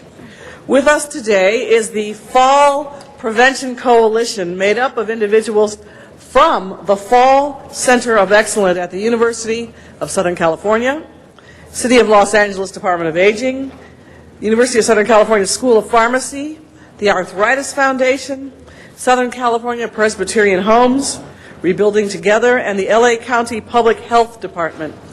Fall Prevention Awareness Week, or FPAW, is observed annually during the first week of autumn and is filled with events encouraging healthy, safe, and independent living with different ways to stay active and reduce fall risks. During the week of September 20th through the 27th, the Fall Prevention Coalition, the Los Angeles FPC-LA, will educate older Angelenos and service providers about ways to reduce falls with posters, handouts, and placemats in community centers, senior housing, congregate meal sites, and medical centers. In 2008, Senate Concurrent Resolution 77, authored by Senator Alan Lowenthal, established an annual Fall Prevention Week in California, urging all state and local aging programs and agencies to incorporate fall prevention into their master plans and planning documents affecting housing, transportation, parks, and recreational facilities. And this year, a National Fall Prevention Awareness Day has been established for the first day of fall, and on September the 22nd, more than 21 states will join California in promoting fall prevention. I'm happy to be a part of this cause today, and it's my pleasure to present this resolution to the Commission and hereby declare this week, September the 22nd through the 27th, 2009, as Fall Prevention Week in the City of Los Angeles. And with this declaration, I would urge the education of all of our residents on this important public safety issue. And I'd like to invite John Pinos, professor of gerontology at the University of Southern California, to say a few words on behalf of the Fall Prevention Coalition. Are you? Thank you very much, Councilwoman Perry. I am from the University of Southern California and a member of the Fall Prevention Coalition in Los Angeles, which is recently formed. And we thank you for this proclamation. Fall Prevention Week is supposed to be the first week of fall, but you wouldn't know that it was fall here in Los Angeles, given the temperature. But falls take a huge toll on older people, their families, and healthcare dollars. An older person falls in the city every 3 minutes. I'm sure all of us know someone who has fallen. Emergency medical services responds to more falls than cardiac arrests. And every day, 21 persons end up in our emergency rooms, very crowded conditions, because they have fallen down. Many older people and the public at large think falls are inevitable. But we know that research indicates we can reduce falls by at least 30 to 40%. Our coalition, which is broadly based, is working to reduce falls by what we know works. Raising awareness, which we're doing this week, as Councilman Perry stated. We are trying to establish a network of evidence-based fall prevention community programs in senior centers, housing, and health fairs, such as the one that you're running in a week or two. We're trying to get health providers to do fall risk assessments and also to check on their medications. We are working to get homes modified. There are a lot of risks to falls in homes, throw rugs, and other hazards, and most homes lack things like grab bars. We're emphasizing physical activity for strength and balance, because lack of lower body strength and problems with balance put people at great risk of falls. We are planning many activities in your district and to restore the independence and allow older persons to get out of the places that they live. We thank you for support, and we look forward to working with you. Thank you very much. Thank you very much. And thank you, everyone, for giving them this honor today. Thank you, Ms. Perry, on a very important thing in our Department of Aging. Give them another hand, everybody. They're looking out for us. Now I'd like to call on Paul Koretz, council member, 5th District. And as Paul comes up, I'd like to call the roll, please. Alarcon, Cardenas, Hahn, Weezer, Koretz, Labange, Parks, Perry, Reyes, Rosendahl, Smith, Wesson, Garcetti, 13 members present, and a quorum, Mr. President. All right, and that's done forward with that. Now we can recognize Mr. Koretz.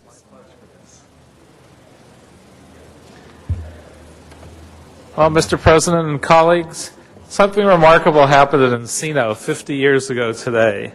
That's the day that Crespi Carmelite High School was founded. Since that time, Crespi has made monumental contributions on a daily basis to the life of this city and the spiritual character of mankind. I'm enormously proud of the superlative academic and religious education received by all the students at this school, but I'm also just as impressed by the community-based mission that is instilled in each and every young man who attends this school, as is witnessed by their service to such important causes as Heal the Bay and AIDS Project Los Angeles. Over 98% of its seniors go on to colleges and universities. Today you can find its graduates in all fields of endeavor, making tremendous accomplishments benefiting our society and advancing virtues of the highest moral and ethical standing. Some of those past and present students are here today. And I hope all Crespi students and alumni in the audience will stand so we can give you a well-deserved round of applause.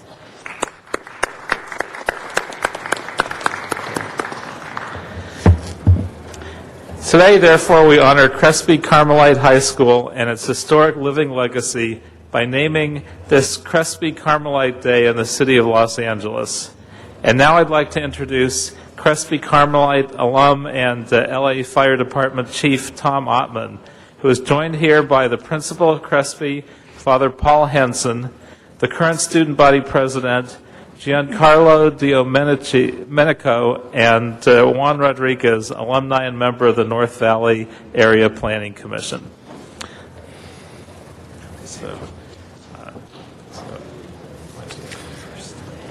Thank you. As a 1972 graduate of Crespi, I learned the core values of service, professionalism, integrity, respect, innovation, and teamwork. For the last 30 years, I've been able to enhance those core values as a member of the LA City Fire Department to make LA City a safer and better place to work. If we could also ask Father Paul Henson to speak as well. Thank you, men. Thank you, Councilman Paul Koretz, chamber members. Thank you for this wonderful honor. I can't tell you what a thrill it is for me to be up here. I'd like to propose that not only are we representing and acknowledging Crespi Carmelite High School and the wonderful academic excellence that's there, along with the social activities that we do at the school, and also the strong spiritual foundation that we offer, we also acknowledge and represent Father Juan Crespi, who over 200 years ago named the city of Los Angeles, named this river Los Angeles, made his way north to the Encino area and called that area Encinos because of the oak trees. We represent that man, Juan Crespi, a man of faith and a man of service. We also represent and acknowledge the Carmelites and the contributions of the Carmelite fathers in the world, but most especially here in Los Angeles, with the beginning of Mount Carmel High School 75 years ago. But none of this means anything, whether you're a smart guy, whether you're involved in social activities. It means nothing if you're not a man of service. And I'd like to at this time also acknowledge all of the Crespi men who have dedicated themselves to serving the community. Many of our men go on to be civil servants. They're firemen, they're police department, policemen, sheriffs. They go on to do many things like that in terms of the service and civil service. We also have men that have been involved in sports, popular sports in the United States. We have entrepreneurs, people that have been very successful. We've had priests from Crespi Carmelite High School, with the Jesuits, with the Archdiocese, and with the Carmelites. We even have a bishop who's the bishop of Fargo, North Dakota. So our men not only are smart, they not only participate in social activities, but they're men of service. And so I'd like to acknowledge and accept and represent once again and thank you for this wonderful opportunity to be here with you. Thank you.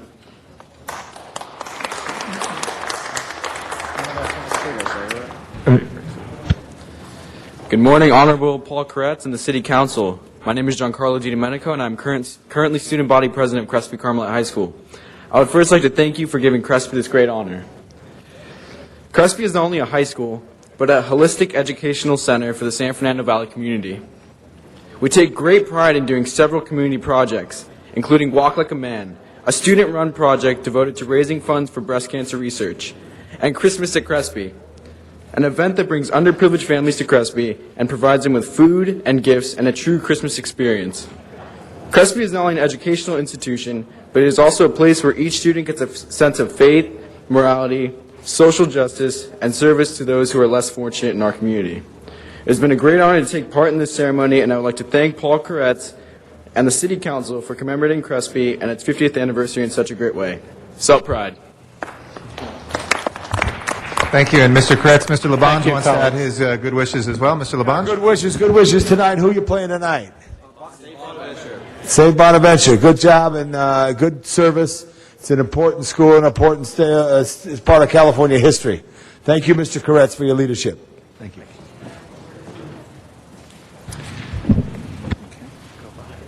Great. Thank you very much. Appreciate it. That and our presentations. If we can run through the agenda, please. Or, sorry, if we can approve the minutes, next order of business. Approval of the minutes. All right, Mrs. Hahn moves and Mr. Huizar seconds. Without objection, those minutes will be approved. Next order of business. Commendatory resolutions for approval. Mr. Parks moves, Mr. Labange seconds. Without objection, those will be approved as well. If we can go through the agenda.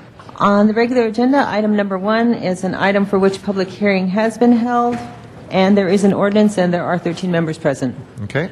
Let's go ahead and open the roll if nobody wishes to call that special. Close the roll and tabulate the vote. 13 ayes. That is approved. Next items, please. Next items are items for which public hearings have not been held. Items 2 through 8, 10 votes are required for consideration. I believe there's a request on item number 6 to receive and file that matter. Okay. Item number 6, is there any objection to receiving and filing?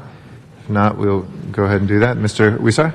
Number 5 special, please, and if we could move that up on the agenda, please. Okay. Mr. Huizar calls number 5 special. Do we have cards on any of the other ones? Yes, there are cards on 2, 3, 5, 6, 7, and 8, and that would just leave 4 before council. Okay. Anybody wishing to call 4 special? If not, let's go ahead and prepare the roll and tabulate the vote. 13 ayes. Those are approved. If we go to continuation agenda, please. Yes, on the continuation agenda, item number 9, and there is a request to continue that matter to Tuesday, September 29th. Okay. Continue that one. We called 7 special, Mr. Labange. We had cards from the public. Is there any objection to continuing 9 until the 29th? If not, let's go ahead and do that. If we can call the roll for a special meeting, please.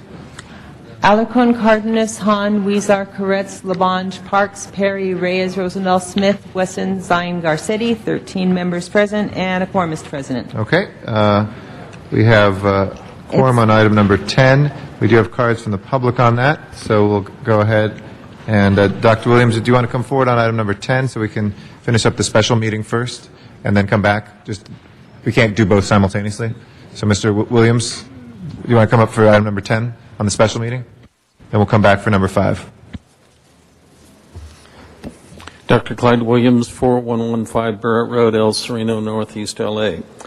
My concern regarding the final maps are the Quimby funds. In this session, you will probably be approving something like $700,000 worth of Quimby funds to some fund. The Recreation and Parks Department was audited last year and found that they haven't dispersed their Quimby funds. I would highly recommend that you have a continuing audit of the Quimby funds and also the interest derived from the Quimby funds sitting idle. Somebody somewhere is using the money. So I would highly recommend that you have a spatial audit of all of the Quimby funds throughout the city of Los Angeles and where they are going and why they aren't being used. Thank you. Thank you. That'll close public comment. Item 10, Mr. Huizar, do you want to say anything? Forthwith, please. Okay. Let's take a vote on it first. Please prepare the roll and tabulate a vote. 13 ayes. That is approved. We'll send that forthwith on item number 10. We can adjourn the special meeting, come back to the regular meeting. And item number 5, before we get to public comment, Mr. Huizar has asked for that out of order. Mr. Huizar? Thank you, Mr. President and colleagues. We do have one card on it, just so you know. We have one card. Okay.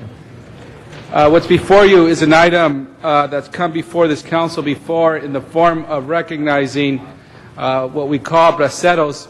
These are individuals who worked during World War II here in the United States to ensure that our country worked the fields and the factories while our brave men and women were out protecting this country during World War II. The program continued on to the 50s and 60s as many people from throughout the world came to the United States under this program, but particularly from Mexico. They came from such rural areas as Michoacán, Jalisco, Zacatecas, Aguascalientes, and many, many other agricultural states to serve and pick the crops and feed this country. We all know that a lot was demanded of this country during World War II. But a lot was demanded also of these men that came, particularly from Mexico, to serve as braceros. What we've done before in these chambers is that we've asked for us to recognize them, to declare a day for them.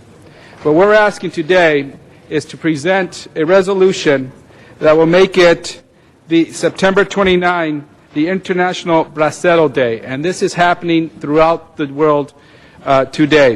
It is also asking that our federal legislative program work for any legislation that will lobby the Mexican government to expedite the payment to the braceros of their unpaid wages from the multi-year payment plan officials there have proposed.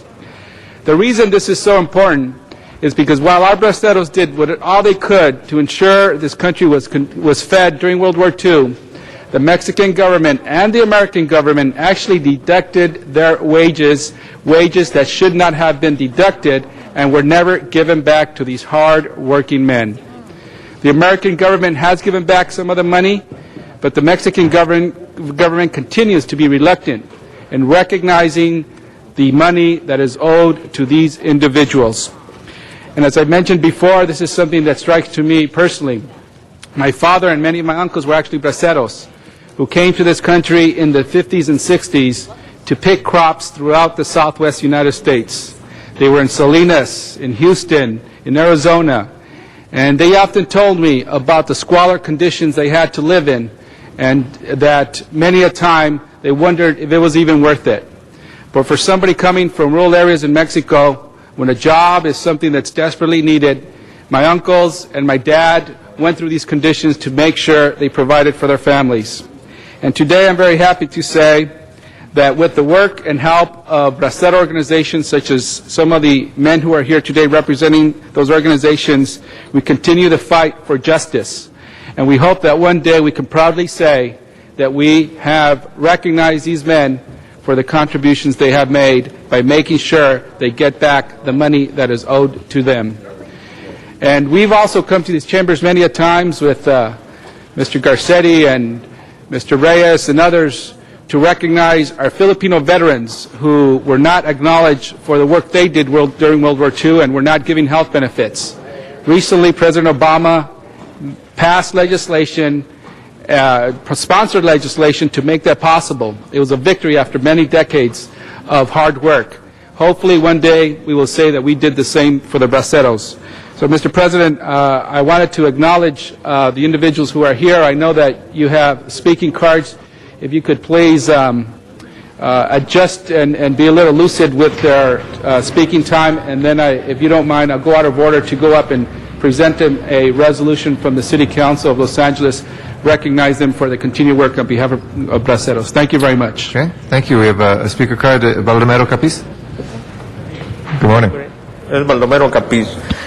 Queremos agradecer al señor concejal José Huizar. Good morning. I would like to extend my appreciations to the Councilman José Huizar. My name is Baldomero Capriz.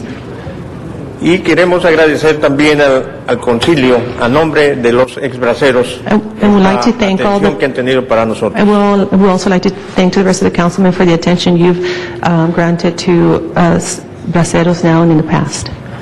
Como ustedes saben, en el primer convenio binacional que se estableció entre México y Estados Unidos, As you know, in the first binational agreement that was established between Mexico and the United States, el 4 de agosto de 1942, on August 4th, 1942, se establece un convenio binacional en donde fueron contratados a binational agreement was established, and through that agreement, they hired 4.5 millones de mexicanos campesinos, mejor conocidos como braceros. 4.5 million Mexican agricultural workers, better known as braceros.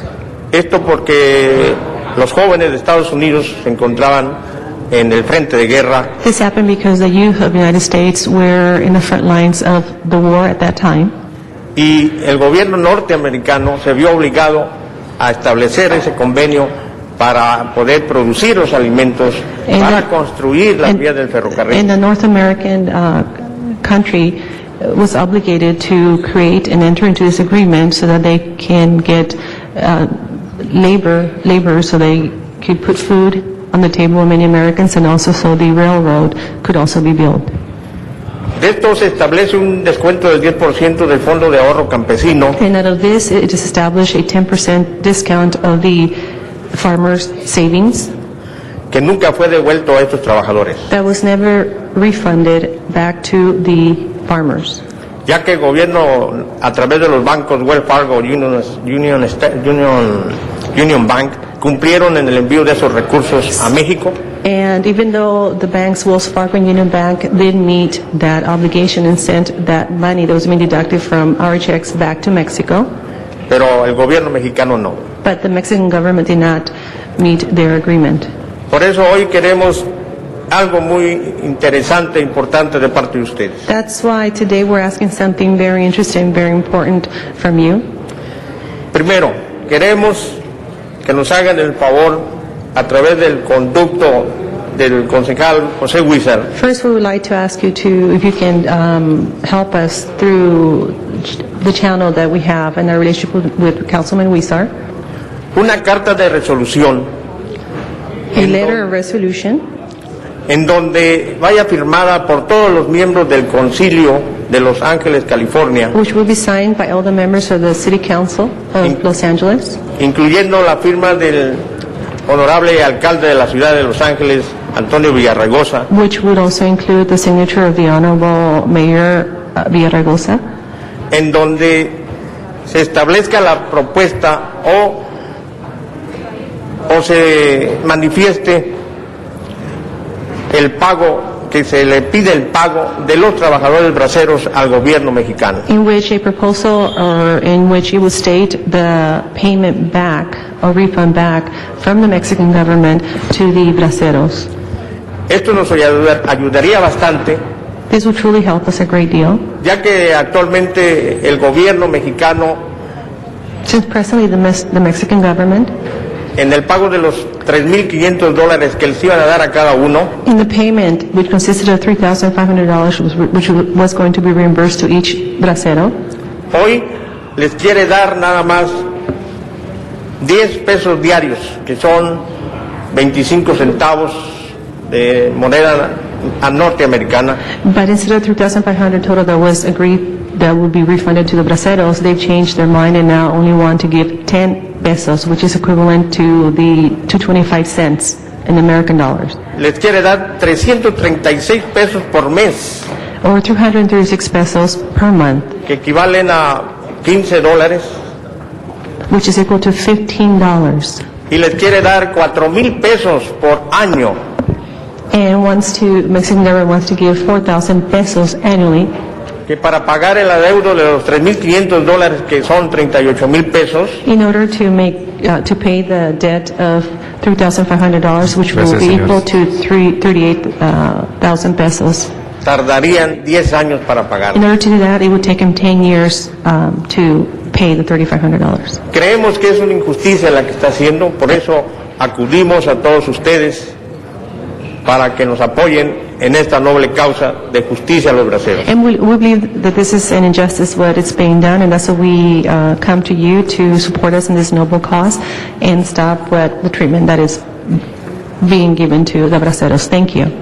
Y como estamos en la mesa de la hispanidad, disculpándome, queremos invitarlos, ya que hay una gran herencia aquí de nuestros representantes que son de origen o de padres mexicanos, Since we're in the que fueron braceros. Hispanic Recognition Month, I would like to ask since we have a lot of Hispanic representatives here, and I know their parents were also braceros, Queremos invitarlos a esta exposición fotográfica que se llevará a cabo mañana, sábado 26 de septiembre, we would like to invite you to an exhibition of photographs which will take place tomorrow, September 26th, en la Galería del Instituto Cultural Mexicano. at the Mexican Cultural Gallery tomorrow, the 26th. Están todos invitados y Dios los bendiga. You're all invited, Gracias. and may God bless you. Thank you.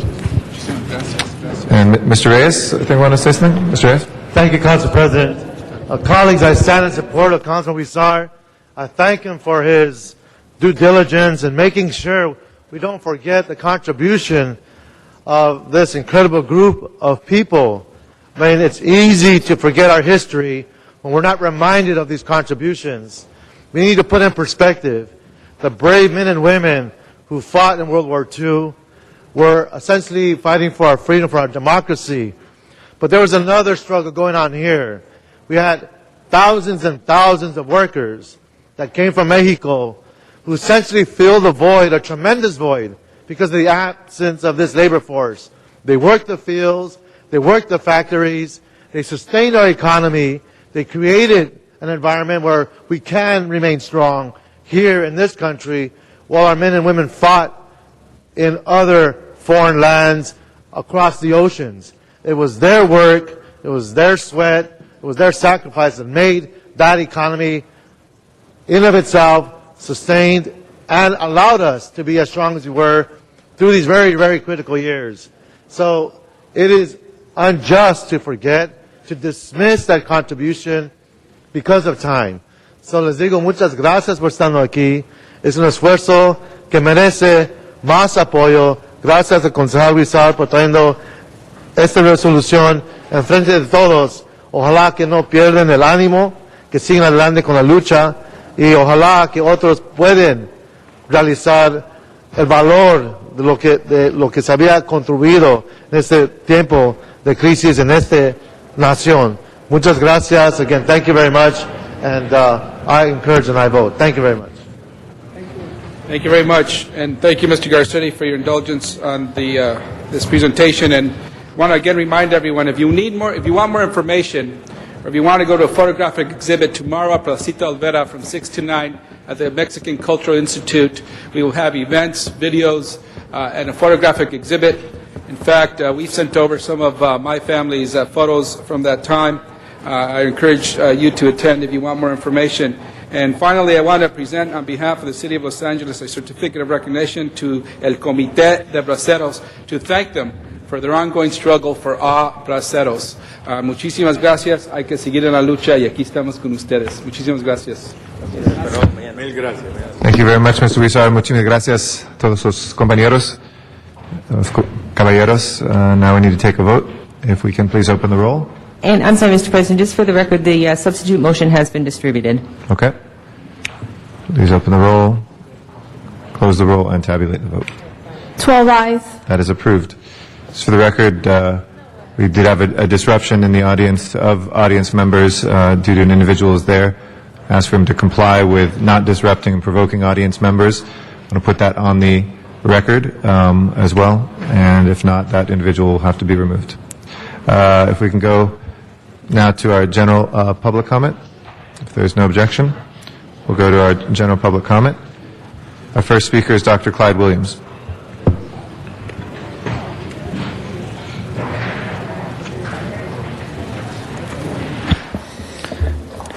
Dr. Clyde Williams, El Sereno, Northeast LA.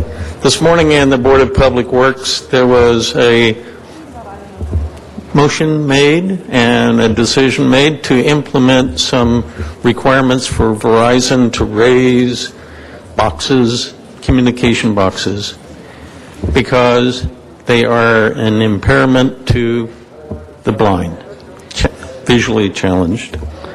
40 years ago, the Center for Independent Living in Berkeley, California did our first curb cut in Berkeley 40 years ago. Then the ADA came. What happened regarding these Verizon communication boxes? They were within 6 feet or less of the sidewalk level. The city approved these installations. The city inspected these installations. What happened? After 40 years, we're still having the problems of access for independent living? There's something seems to be wrong. Second issue, the city is now killing coyotes through the animal services. Yesterday, I helped have 7 cats, feral cats, spayed and neutered. They were returned this morning to their colony, because if you kill coyotes or trap them and move them out someplace else, all you're doing is encouraging the remaining coyotes to produce more coyotes. So unless you eradicate all the coyotes in Griffith Park, which I would highly disagree with, leave them, trap them, neuter them, spay them, but do not kill them and do not trap them and move them outside of Griffith Park. They were here first. Thank you. Thank you. Phyllis Doherty is our next speaker.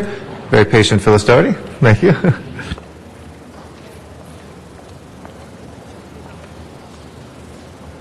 Good morning, Phyllis Doherty with the Animal Issues Movement. On Tuesday, you passed a rooster limit ordinance for the city, and in one law, you addressed public health and safety, quieter communities, the violent and horrific crime of cockfighting. You alerted those who breed animals as a hobby, but it's for sale, that they need the same business licenses and tax permits as anyone else in the city. And especially you provided protection for a category of animals that usually is dismissed or forgotten, but they suffer the same as all others. We rarely get a chance to thank you. So I came back to thank people in the city that we really need to mention. Bob Ferber, the city attorney that originally wrote this ordinance, was not here. Eric Sanjurjo, who kept this in his file and in his heart until Councilwoman Hahn was ready for an answer to the problem of noise and cockfighting in her district. Jennifer Rivera, who worked tirelessly with us to coordinate this, all the deputies who learned about cockfighting and everything about roosters and the care of fowl to give you the information you needed to approve it. And especially to Councilwoman Janice Hahn, who bravely introduced this, and Councilman Cardenas, who seconded it. I have a little token of appreciation for Councilwoman Hahn that will remind her regularly of why we needed this ordinance. Every time she hears this in the morning, if she sets this, and especially if she puts it across the room, she will remember why hundreds of thousands of people in the city are grateful to her. And I hope she also remembers that every time it crows, it's a thank you from all the roosters whose lives were saved from a cockfighting pit. Thank you so much, Ms. Doherty. Appreciate that. Our next speaker is Arnold Sachs. After that is Michael Carrion.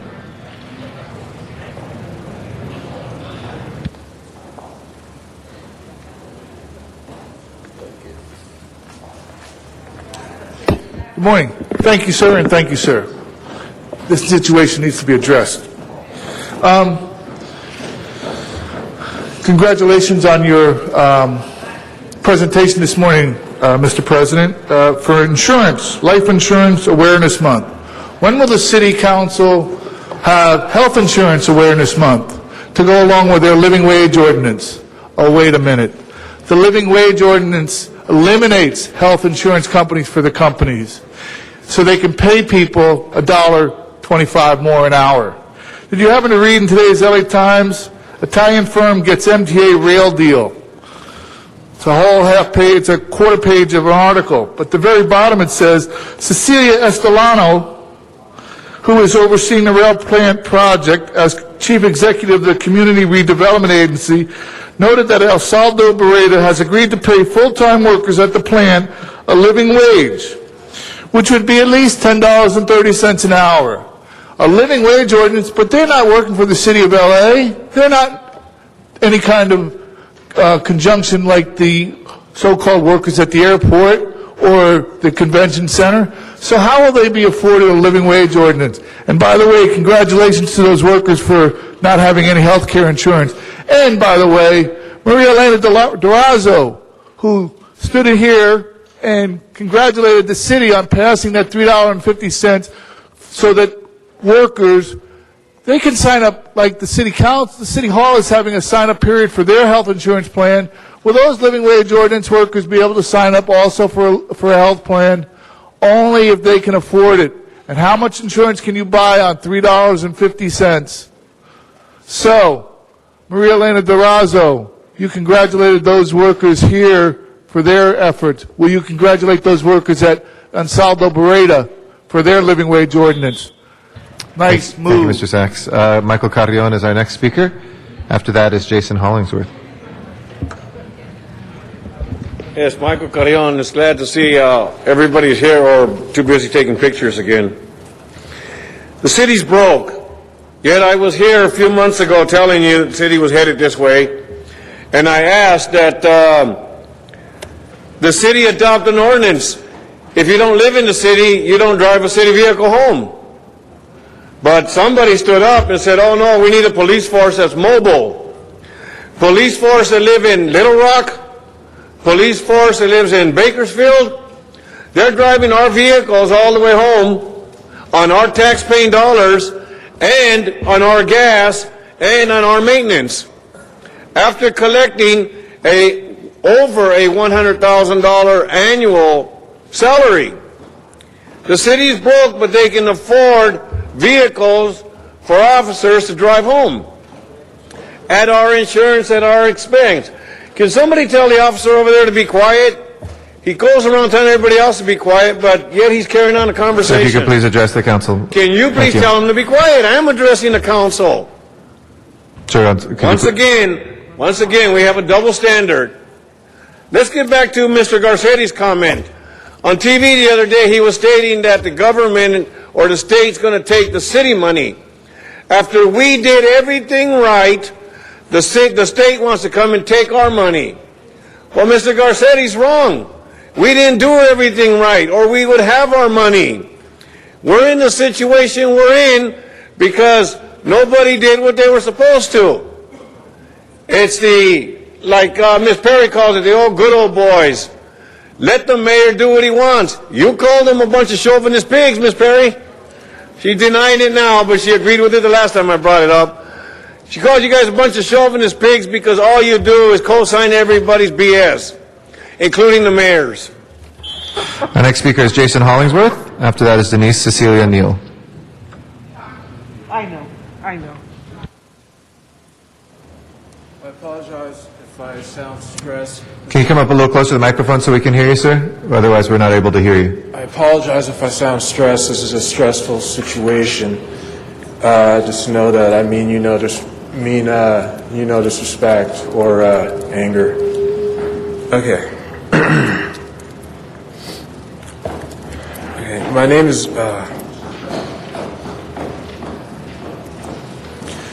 is Jason Hollingsworth. I grew up in Brentwood and attended the Harvard Westlake School and Princeton University.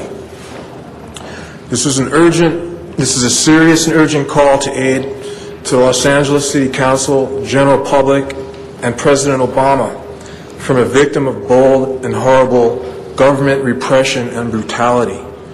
And I'm challenging President Obama to address and investigate this matter in an open and transparent manner. Until now, I have been ignored and mistreated with great disrespect, and I'm here now to say that enough is enough. Like the FBI's recent COINTELPRO, Covert Actions Program Against American Citizens, investigated by the Church Committee in 1976, I have been targeted by a covert actions operation. My only crime was sharing my philosophical and metaphysical insights with my group of friends and peers at UCLA. Unfortunately, an informant with personal issues was among that group. It was for that personal... Excuse me, man, can you hold it down? I'm sorry, we have to continue the business of stamping some of the items, but please continue. Okay, it was for that personal maliciousness. Okay, unfortunately, an informant with personal issues was among that group. It was for that personal maliciousness and reasons of racism and religious disagreement that through her I was targeted. Many people have been killed as a result of illegal COINTELPRO activities, as was your intention. Sorry, sir. We have 2 minutes per speaker. If there's more of that you'd like to hand to the Sergeant at Arms, we can make sure that's distributed to everybody. But we have to try to keep it as even and equal. That's why the clock is right there for you. My apologies, but we have 2 minutes. If you want to wrap up the thoughts, maybe real quick, another 10 seconds. And then we can hand off the. If you'd like, you can hand that to us, and we'll make sure that we get to read it. Okay? Yeah. Okay. So, I've read 2 paragraphs about this size. I'm pretty sure I can give you another 5 or 10 seconds, but then give us the rest of it. We'll make sure it gets distributed. Okay? Yeah. Okay. All right then. You can read my full report on my Facebook page, treeborn@gmail.com, TREEBORNE. Every type of criminal. Well, okay. So put it this way: I was falsely institutionalized, falsely criminalized. You then disseminated that false disinformation to the general public, causing me to be harassed and terrorized by the general public. Thank you, sir. This is classic COINTELPRO tactic. Okay. Thank you. If you want to hand the rest of the statement to the Sergeant at Arms, we'd be happy to take that, or if you want to hang on to it, either way, it's up to you. Okay. Thank you. Thank you, Mr. Hollingsworth. Thank you for your patience earlier as well. Denise Cecilia Neal is our next speaker.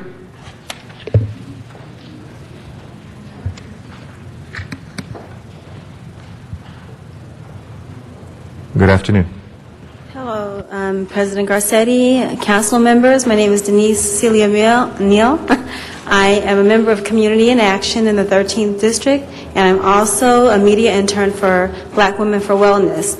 I'm here today because I'd like your support and assistance in getting the word out on our one-day symposium that's going to be held at the California Science Center. We'd like to know if we can announce here and get time on Channel 35 public access to disseminate the information on our 10 a.m. to 4 p.m. symposium. It's very important that the community in its entirety understand what African American women are facing in the way of our current crisis in health care.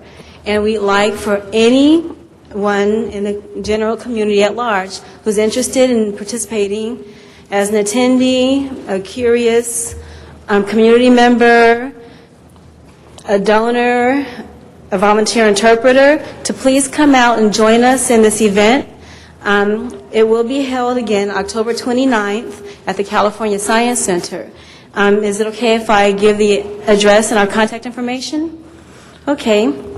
The event's called Integrity, Respect, and Inclusion. It's going to be held again at the California Science Center, October 29, 2009, from 10 a.m. to 4 p.m. We are looking for the entire community, our leaders, healthcare providers, and others that are interested in championing our cause to come and support the event. Our website is www.bwwla.com, and we also have bwwla.org. We'd like to also know if we can have interviews and interface with Councilman Rosendahl on public access time. We understand that a lot of legislative changes have happened. Great. Thank you very much for that, and we'll see if we can get that word out for you, and thank you for your good work. We appreciate it very much. Thank you. Our next speaker is Michael Hunt.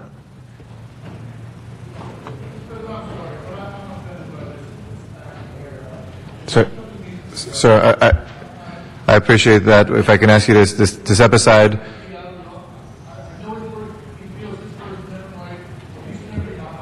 Yes, sir. I appreciate that, and I'm very conscious of the disruptions that he was occurring. I would ask you again, under these circumstances, if you'll take off your hood. You have caused a disruption by that today. If you can take off that hood, we can listen to you today, and you can be spoken to. Thank you very much. If you can address the council as a whole, and that's a warning because you started already with Eric. Thank you.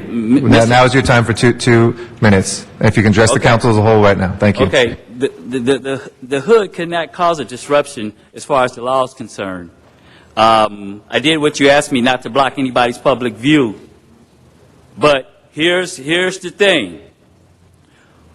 Janice Hahn made a good gesture for me not to even wear this thing no more. We got to mediation conferences. They broke down.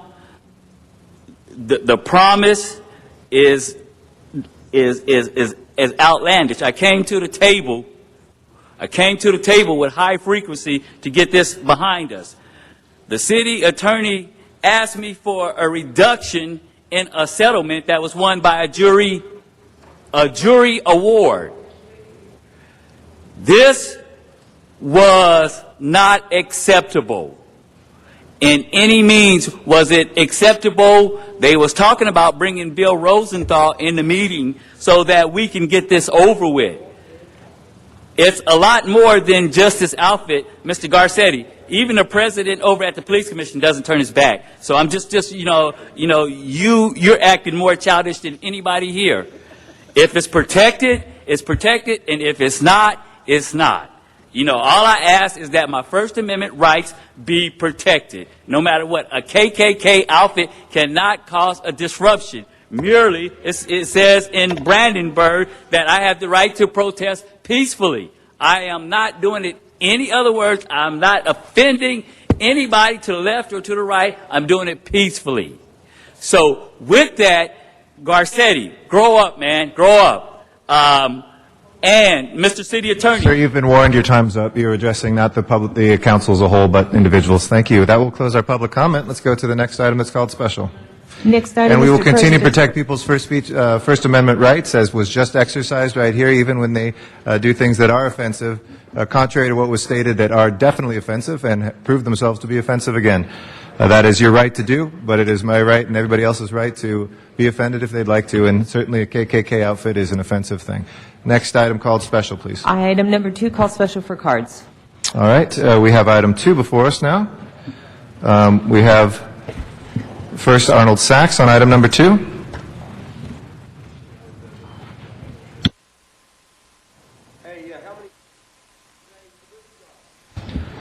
Sir, if you're disrupting, will you please be removed? Thank you. Mr. Sachs is our next speaker. And for the record, that was Matthew Dowd that was just being removed. Correct. Thank you. Good morning, Arnold Sachs. This is a bid. I mean, you're requesting a call for American Recovery and Reinvestment Act's funding. And yet, in today's Daily Breeze, I'm going to read a little quick column. This is Friday the 25th. The Port of Los Angeles on Thursday put out calls for bids from firms interested in building a series of road improvements along a 1.3-mile stretch of the Harry Bridges Boulevard in Wilmington. The road improvement project will be funded by a $6.5 million federal grant and a separate $21 million federal stimulus grant from the American Recovery and Reinvestment Act of 2009. Well, if money is already coming into the city, because the Port of Los Angeles, although it's a proprietary department, is part of the City of Los Angeles, why are you still calling for more funding? What projects are the city lining up to do? The port's got $21 million.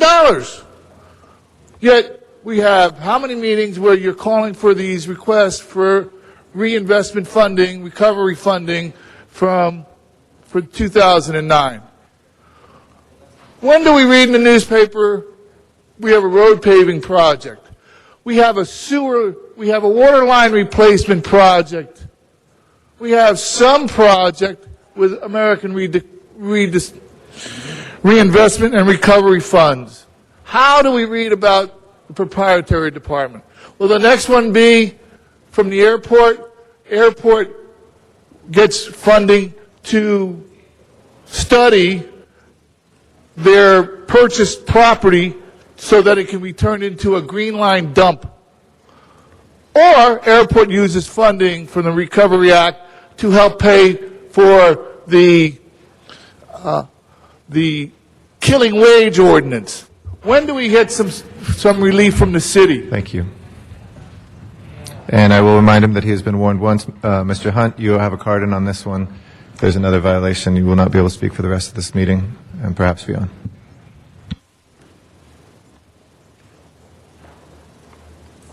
What is this, an application? An application for what? For federal funding? For jobs? I'm not looking at my... Yeah.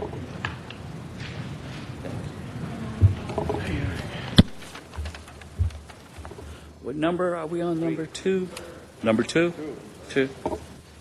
Okay. A motion to considerations to submit a grant application to recover some funds for the City of Los Angeles. Although I do think that's a good idea because you guys need to pay me, so you guys need to recover some federal funds so that you guys can pay me the $500,000. Sir, if you can stay on topic, please. It says recovery of reinvestment of the Act 2009 funds, correct? If I'm not correct, from the City of Los Angeles concerning discussions.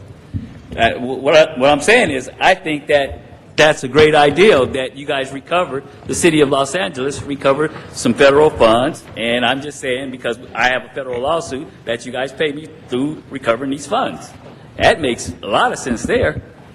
And if I'm not on topic, it says a consideration of authority to submit a potential grant application in order of the meeting deadlines to establish some federal government projects.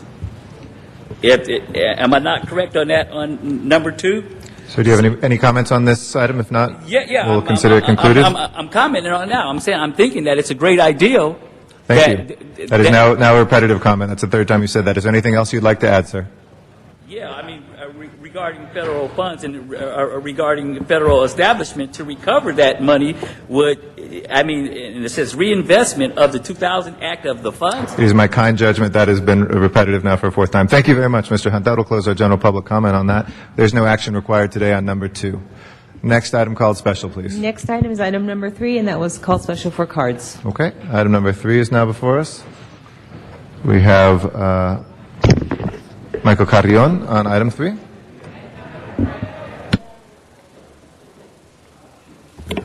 Yes, my name is Michael Carrion. Once again, we're on rent escrow program. Nobody has been able to answer me on how the city can put these properties in rent escrow when I try to call Mr. Reyes' office and no one will return my call regarding city property that's disgusting. Weeds are 6 feet tall, the sidewalk is blocked, yet the city goes out and pays a private security firm to secure their property. We're broke. How are you paying a private security to protect an empty lot that has weeds overgrown, that is blight? I'm sorry, sir, and I'm not That's trying to the provoke rent you. I escrow promise you. program I'm The talking rent about. escrow account program is a slightly different program. If you could give us comments on this specific case. Sir, hold on. Just hear me out, and I promise I'll hear you out. I'll give you your time, and I'm not trying to provoke you, sir. Southwest Moreland Avenue, there's a specific rent escrow account program. It's different than city-owned property. So if you'd like to make comments on the REAP program or the REAP program or this specific one, that would be before us. Otherwise, I would suggest in general public comment, you can make those same comments that have to do with city-owned property and neglect. Okay? Thank you, sir. It's a question that nobody's been able to answer. How does the city put property that belongs to private owners into REAP, yet keep city property looking so disgusting? I need that answered, and nobody here has been able to answer it. Okay. This property that I'm speaking to is in Ed Reyes' district. I've called his office. They don't even know how to return a call there. So I come here. I was here last week asking the same thing, yet nobody from Mr. President, he's still not talking about this Sorry, we have a item. very specific case in front of us. We appreciate the point, and you're right to make that point, but it'd be more cogent for general public comment. Mr. Reyes, do you want to say something? Mr. President, this point in fact, it's easy to make hasty generalization of statements not based on fact. But the truth is, this gentleman was confused. He thought it was another council office. It wasn't. I have a printout of all the phone calls he made to another office. Again, he was confused. He finally got it straight. It's in our district. We have the Clean and Green kids who are working to clean it up. We engaged, and again, that's on record. 2 phone calls. It's being taken care of. So it's easy to make these hasty generalizations and attack council members, but I have proof of this type of activity, and Thank it will you. be cleaned up. Thank you very much. Mr. Smith? Excuse me. Sir, I would ask you to please keep your voice down, or else you'll have to be It's removed one of for those disturbing decorum. unfortunate circumstances. A number of the people that come here to talk just do it to talk when they don't do research. The fact of the matter is the REAP program deals with apartment buildings, and it deals with health code violations of people that are trying to live in an apartment building, and the owners let the health of the people that live in there be jeopardized by roaches and rats and things like that. That's what REAP is all about. It has nothing to do with weeds on a vacant lot or a piece of city property. Thank you. Mr. Hunt, sir, it is not a call and response time, sir. This is not a time to do call and response. And this is your last warning. Mr. Hunt is now before us. Yes, Mr. Cardenas, as he comes up. While Mr. Hunt's coming up, I just want to thank Councilmember Reyes for showing that respect to his hardworking staff to clarify those accusations. Our staff work very, very hard. Nobody's perfect, but at the same time, our staff don't deserve to be lead people to believe. People should not lead other people to believe that our staffs don't work hard and that we try to be as responsive as possible. So thank you for clarifying. Thank you. Mr. Hunt, on this REAP property? On this one, if it's like Mr. Smith said, if it's going to clean up the properties and actually make it really cool for the tenants, and it's Sir, maybe it's easier if you just remove the hood? federal standings regarding cleaning up a property, and if it's going to make the tenants' lives a lot better, I totally agree with that. If it's for the people of Los Angeles, please clean the property up. Please, if it's federal property that we're trying to sell or something, please make it happen so that the tenants can have clean living standards. Thank you, Michael. I'll close our public comment. If no members wish to be heard on this, let's prepare the roll and tabulate the vote. 11 ayes. That is approved. Next, if we could reconsider item number 4 for Mr. Koretz. Please open the roll, close the roll, and tabulate the vote. 11 ayes. That is now back before us. Mr. Koretz.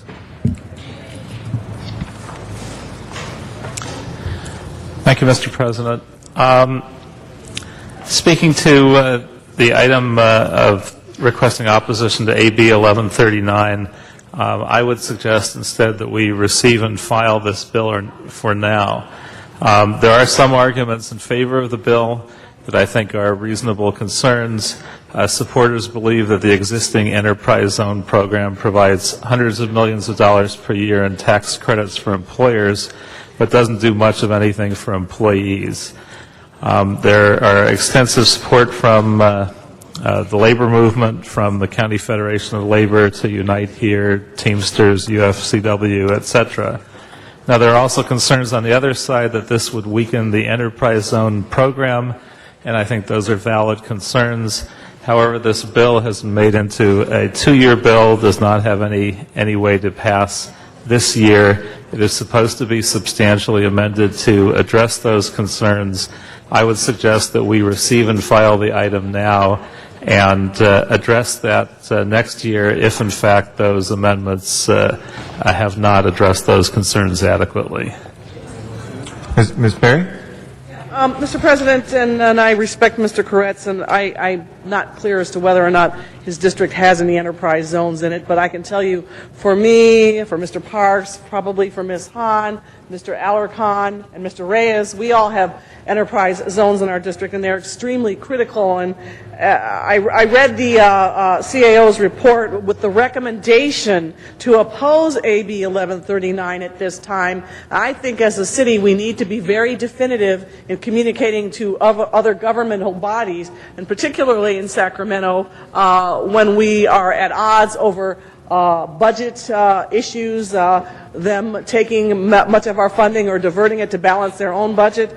This enterprise zone concept is a concept that works as it is currently configured, and I'm actually kind of baffled as to why there is a need to alter it. I think we need to make it clear to Mr. Perez and to Sacramento that as he currently proposes under AB 1139, we oppose it, and then send them a message. Receive and file is a very tepid, very polite way to say, okay, yeah, whatever that says. I don't know what receive and file says other than, here, we're just going to tuck it away, and then you'll come back later, and let's see what you do. I would rather be clear. You don't know what's going to happen in 2 years. We don't know what's going to happen with the economy, what the federal government will do with respect to funding to cities. And so I just think it's better to just be clear about our position on this, and that's what I'm asking for today. Okay. I can't get mine. Is there, Mr. Parks? Go ahead. I'm sorry. There we go. I'm up? You're up now. Thank you, Mr. President. I really support what Ms. Perry said. Having a district that almost the entire district is an enterprise zone, we would not want, and also the fact that even though there's incentives, a variety of incentives in the sense of either bringing in restaurants and a variety of things, we still can't get those businesses in the community to do anything to diminish that. Basically takes the poorer areas of the city off the map to even be considered.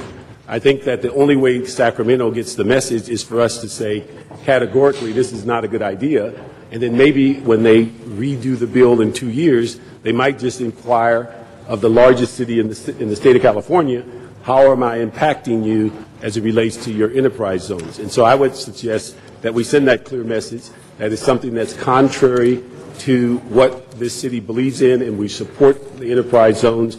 We're looking for more incentives, not less, and it really diminishes in poor communities the ability to impact smaller businesses and create job opportunities in those smaller businesses.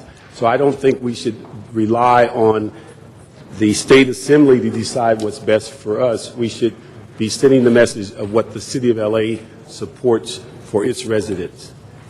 Thank you. Mr. Reyes. Thank you, Council President.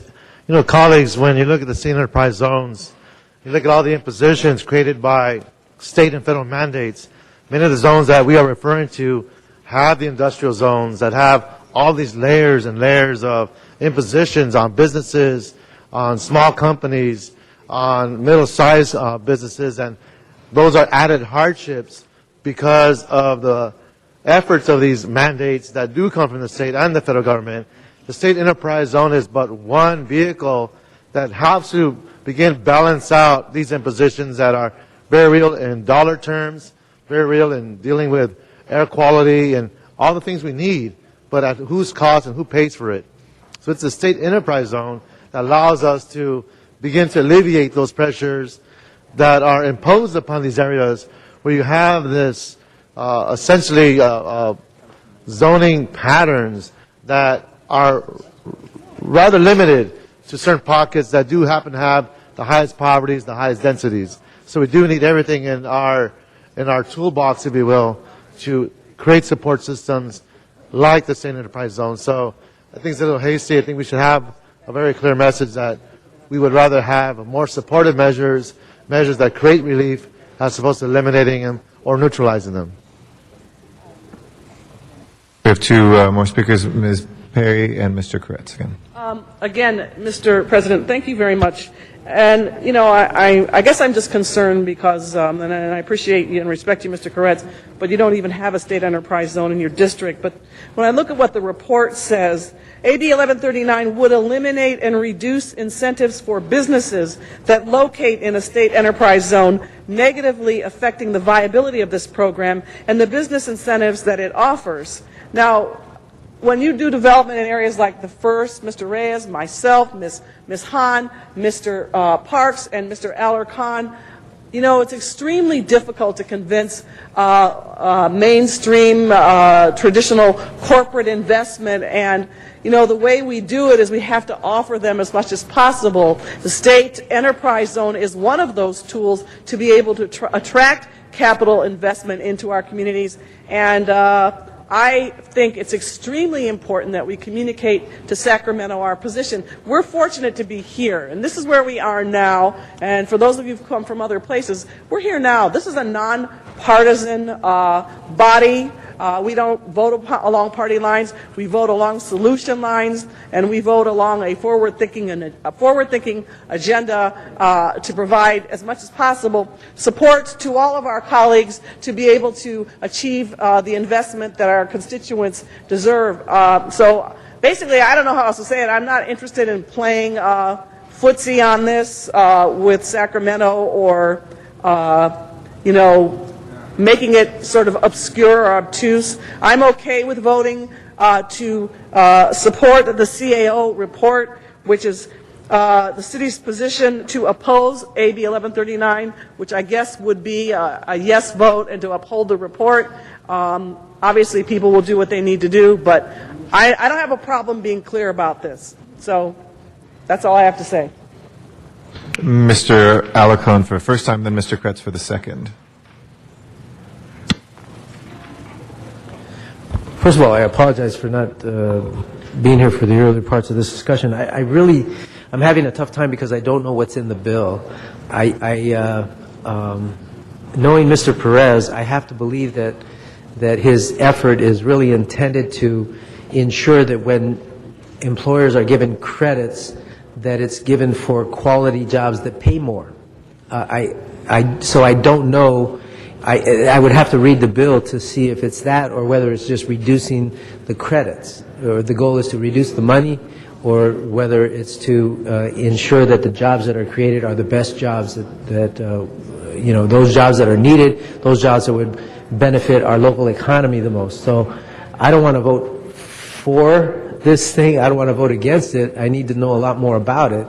And I would ask that we hold this on the table until we have a better chance to look at it. I agree with you. If it is about reducing the credit, then we should oppose it. But if it is to enhance the use of the credit, I might support it because I would want to attract to my enterprise zone in the Northeast San Fernando Valley those employers who are going to provide the best benefits to their employees. And so I don't know if that's the intent. I believe, knowing Mr. Perez, that's probably his intent. But I don't know that for a fact, so if there's any way we could hold this, if we could just hold this, maybe defer it to committee, I don't want to kill something that might be good, and I don't want to support something that might be bad. Thank you for the second on my request. Thank you. Well, I'd give a second, but my motion was intended to essentially do that in another way anyway. To do what? It just came up with committee. What did committee say? What did committee say? That's a good question. What did committee What did say? our rules committee say? They waived it. Why don't we send it back to rules since they waived it? So it says the committee said oppose it. No. What? Okay, Mr. No, the Alarcon has committee- moved. it was Hold on, waived. Mr. Alarcon moved to send it to committee. Is there a second to that? It was waived. It was waived. I do not hear a second. Okay. Okay, Mr. Kretz seconds. Mr. Kretz and then Ms. Perry. Hold on, Mr. Kretz and then Ms. Perry. Yeah, I just want to make a point again. I'm not necessarily supporting the legislation in its current form. I was trying to, in essence, do what Mr. Alarcon said, which is it hasn't passed this year because folks in the legislature have the same concerns. So I wouldn't support it in this form. But when it comes back next year in an amended form, I think that is the time we should actually take a position on it, because taking a position in opposition to a bill that will not come back in this form really is kind of pointless. I think we're better off taking a fresh eye to it in an analysis when it comes back. Frankly, I'm willing to withdraw this, but simply ask that if a better bill comes back next year, that we actually take a fresh look at it and aren't biased because of the form that it's in now. So I think I'll actually withdraw my motion to receive and file, but with that request that we don't just assume that because it's in a less than perfect form now that it couldn't be a beneficial bill next year. Okay. Ms. Hahn for the first time, then Ms. Perry. Thank you. I think I agree with Councilwoman Perry that we probably need to send a message that, in its current form, we oppose it, because I think that is a stronger message than necessarily just kind of hoping one will come back, that's more workable.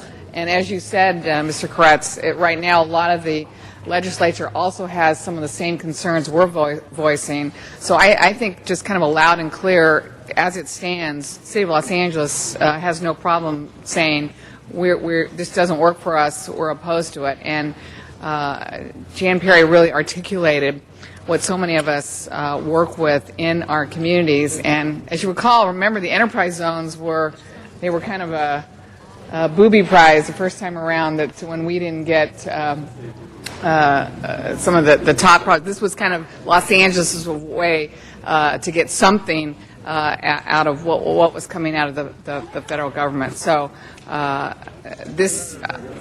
yes, it was. So that's right. That was empowerment law. Thank you, Mr. Alarcon. Thank you for correcting me.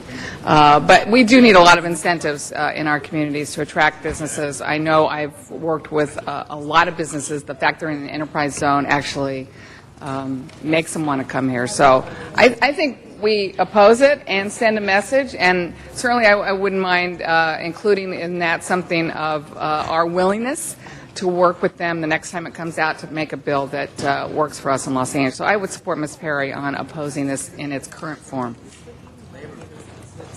Ms. Perry.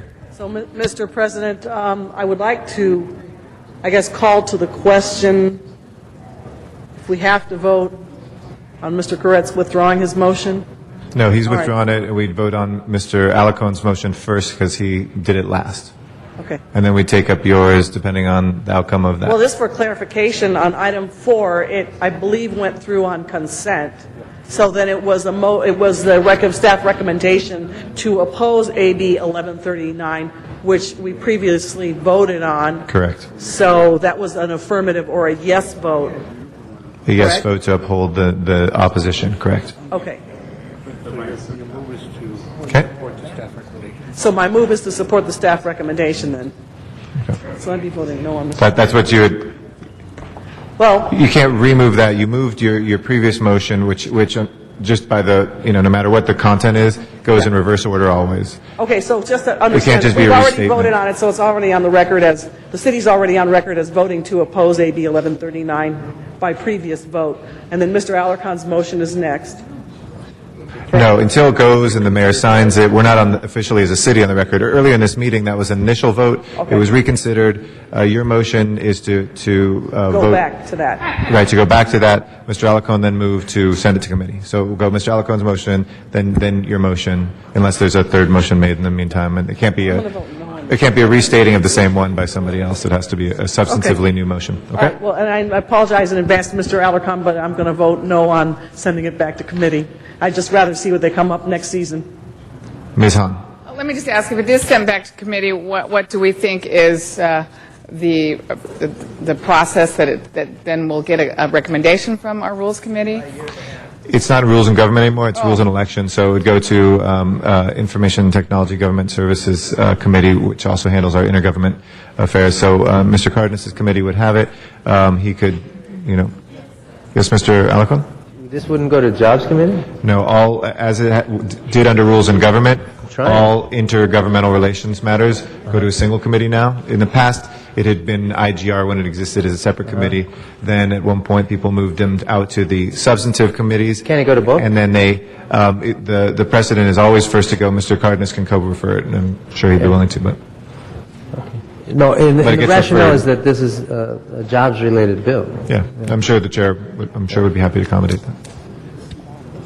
Ms. Hahn?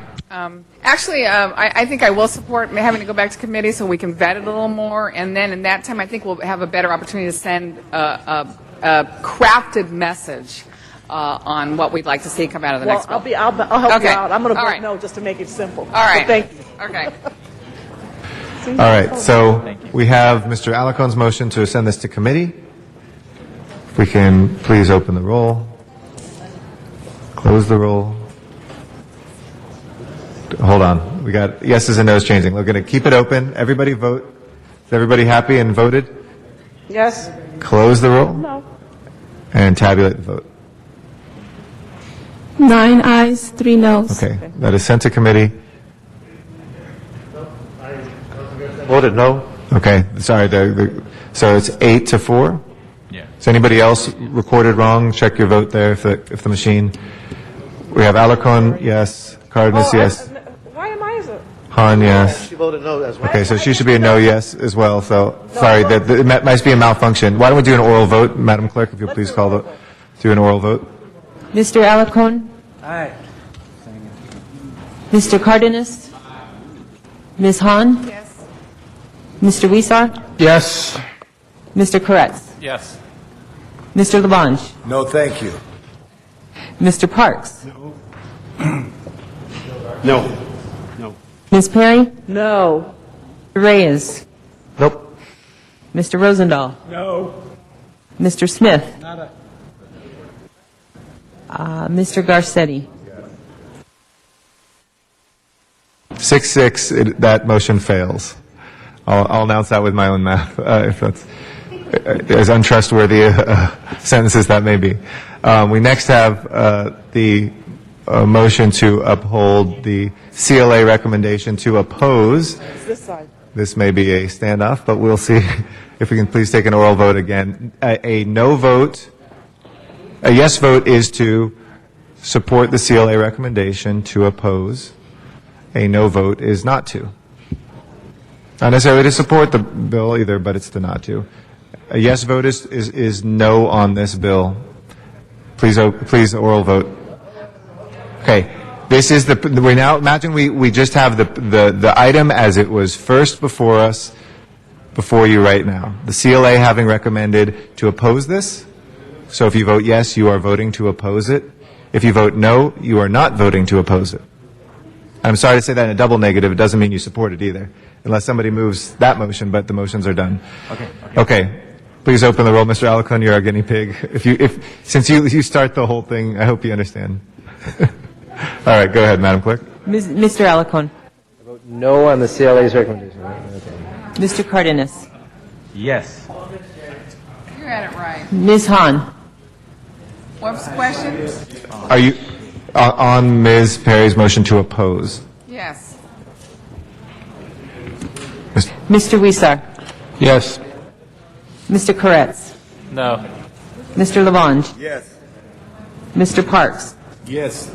Ms. Perry. Yes. Mr. Reyes. Yes. Mr. Rosendahl. Yes. Mr. Smith. Yes. Mr. Garcetti. Yes, that is approved 9-3. Is that correct? No doubt we'll be working with the bill's author, and we will have the chance to work on it as that is gutted and amended. Next item, please. Next item is item 7, and that was called special for cards. Okay, item 7, Mr. Hunt is not here. We'll close the public hearing on that. Any council members wishing to be heard on 7? Mr. Labange? Lands Day, which is this weekend. In 1909, then President Roosevelt addressed the Congress and said the importance of our public lands. A guest with us today is Tory Chair for the Trust for Public Lands. Many of you have been invited and your staffs to events throughout the city and the region. Only recently, with the challenge of the station fire and the destruction to the Angeles National Forest, we witnessed just how valuable our public lands are. Just want to thank you, Mr. Garcetti and the Presidents, as we celebrate National Public Lands Day this weekend, and also very much thank the Trust for Public Lands for the work they do in helping preserve our national parks. Thank you very much. And I know we're all looking forward to Ken Burns' new documentaries on our national parks. So great. Please prepare the roll on this declaration and close the roll. Tabulate the vote. You're good. 12 ayes.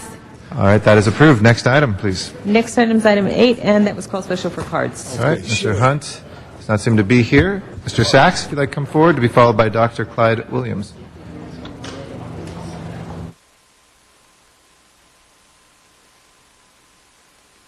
Thank you again, Mr. President. Before I address this item, the actions today taken by the individual in the council chamber connotate a hate crime.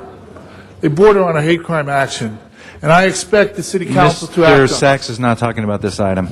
Mr. City Attorney, Sorry, sir, I'm concerned about the activities that occurred in the council chambers and the fact that I felt... Sorry, sir. It is out of order, though, right now to discuss that. You can discuss that with us privately or other things, but we appreciate that. If you could discuss the track map that is before us right now, sir. If you can't be saying that, I can talk to you personally, but we can't have that. It's out of order, Robert's Rules of Orders and our Rules of Order, but be more than happy to listen to you myself. Anybody else? Would you have any comments on this item, sir? Yes, I do. Okay. And I'd like, but it's outrageous. It's absolutely outrageous that this council has failed to act. Quimby fees.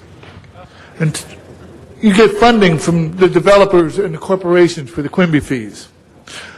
In the Transportation Committee meeting that was last Wednesday, some interesting things came to light regarding some entitlements to developers. So I'm wondering, in exchange for these Quimby fees, what entitlements are developers and or corporations entitled to?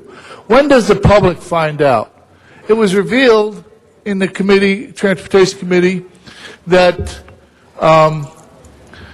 prior to the development of the Staples Centers and the AEG complex, they were given the opportunity to have their events patrolled by the police and traffic enforcement without having to pay for them. So, let's say they paid Quimby fees, but they got in return an opportunity to have their events covered by city workers, patrolled by city workers, traffic enforcement by city workers for free. It's ridiculous and ludicrous. You don't know what the left hand is doing from the right hand. Thank you.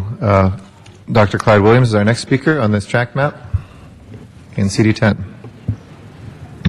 Good afternoon. My name is Dr. Clyde Williams, El Sereno, Northeast LA. Again, the Quimby funds. Here, in this item alone, almost $600,000 will be transferred from private sources to the Recreation and Parks discretionary fund called the Quimby funds. Where are they going? Who's being helped? Are they being kept without being spent in order to generate interest off of the deposits, off of the funds, and thereby allow those interest payments to be used for other purposes? Quimby funds are supposed to be invested in the community for recreation and parks. However, recreation and parks does not seem to be worthy of the chore. They haven't invested them. They don't have a plan for good investment. There is not a monitoring plan to make sure that they get them invested in real projects, such as irrigation works can be done with Quimby funds. So maybe they should be audited again, because they were audited before and found that they had no real substantive plan to allocate, I think it was $125 million. That generates a lot of interest for operations and maintenance. So Recreation and Parks doesn't have a very good track record for us dealing with the Autry National Center, because they haven't collected any of the $1 a year for the last 20 years. If you could tie it back to the track map, sir. If you could tie it back to the track map. Yeah. So Quimby funds, Recreation and Parks needs to be audited. Recreation and Parks needs to validate where they're putting those funds and make sure that they get invested. Thank you. I've let some of those connections occur because there's a connection with Quimby fees here, but if we could, in the future, put those maybe in general public comment and speak as much as we can to the individual cases before us, we would appreciate that, and that would be more in order. That will close our public comment. Any council members wishing to be heard on this? If not, please prepare the roll and tabulate the vote. 11 ayes. Okay, that is approved. Next item, please. Council has motions for posting and referral. Okay, those are posted and referred. There is an excuse on the desk. Council President Garcetti requests to be excused Friday, October 16th for personal business. A motion is required. Okay, move that. Ms. Perry, second. Without objection, that excuse is granted. Next And item. that clears the desk. Okay. Any announcements, colleagues? Mr. Rosendahl?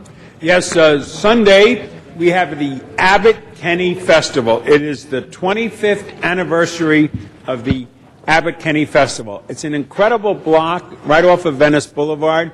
There'll be all kinds of activities happening, lots of fun and games. I'll be there at 3 in the afternoon if anybody wants to hang with me. We're going to have a great time. The Abbott Kenny Festival, 25th anniversary, Sunday in Venice. Thank you. Mr. Labange. Tonight you're being honored by the Beirut Sister City, so congratulations to you, Mr. Thank you. Garcetti, and Mr. Zine as well for your work at our sister city. RMC. Thank you. Do we have any adjourning motions today, colleagues? Any adjourning motions? Yes? Okay. If I can ask everybody, please rise for our adjourning motions.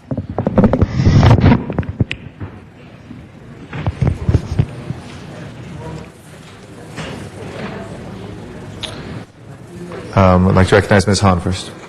Thank you, Mr. President. I actually have three. I'd like us to adjourn the memory of George Ruoso, who passed away on September 22nd. He was born in San Pedro in 1958, and he was a triplet, along with brothers Marco and Victor. They were the only the second triplets to be born in San Pedro. George attended Mary Star Elementary and High School and then USC, where he earned a degree in accounting.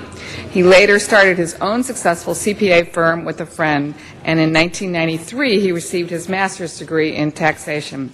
He was a very active member of our community, and he was a member of the San Pedro Elks Lodge. George leaves behind his mother, Maria, sisters Lily, brothers Michael, Marco, Victor, Frank, and Joe, his Aunt Maria, many nieces and nephews and cousins. He will certainly be missed by all who knew and loved him. I'd also like us to adjourn the memory of Sandra S. Martisich, who passed away on September 19th. She was only 56. She was an executive administrator for the H.B. Drollinger Company. And prior to that, she worked for Jorgensen Steel Company, where she met her future husband. She was a former secretary for the Croatian American Club and was a member of the Patriarchs Tennis Club in San Pedro.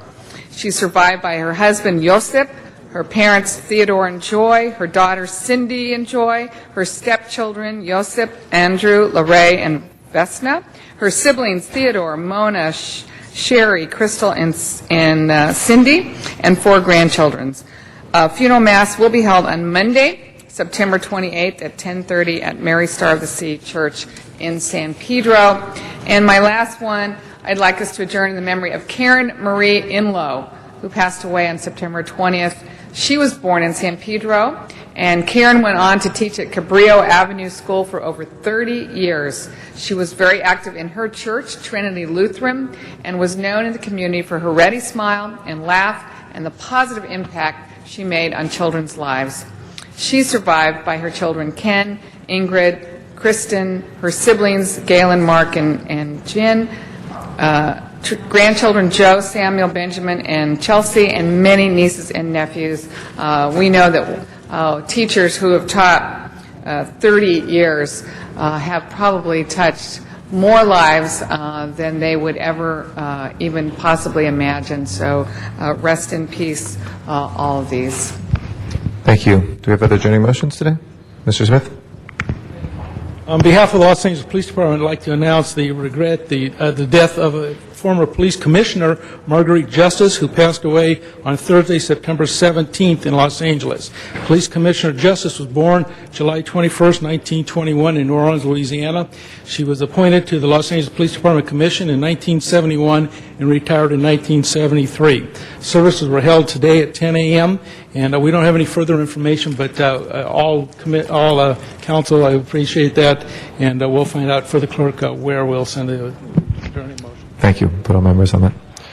Any other adjourning motions, colleagues?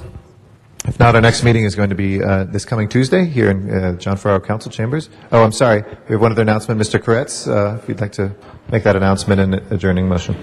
Well, I have sort of a cross between adjourning in memory announcement. In 2007, Congress designated September 25th as a National Day of Remembrance for Murdered Victims.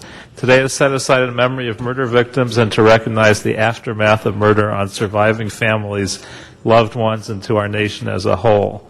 For the first time, Southern California counties are joining forces to embark on a National Day of Remembrance for Murdered Victims that is being held today in the Plaza area behind the Los Angeles County Hall of Administration, located at 500 West Temple, from 11 a.m. till 2 p.m. today. Thank you very much, Mr. Koretz. We'll next be in session on Tuesday. Madam Clerk, if you'll please call the roll. This meeting of the Los Angeles City Council is adjourned. Have a great weekend, and we'll see you on Tuesday. Thank you.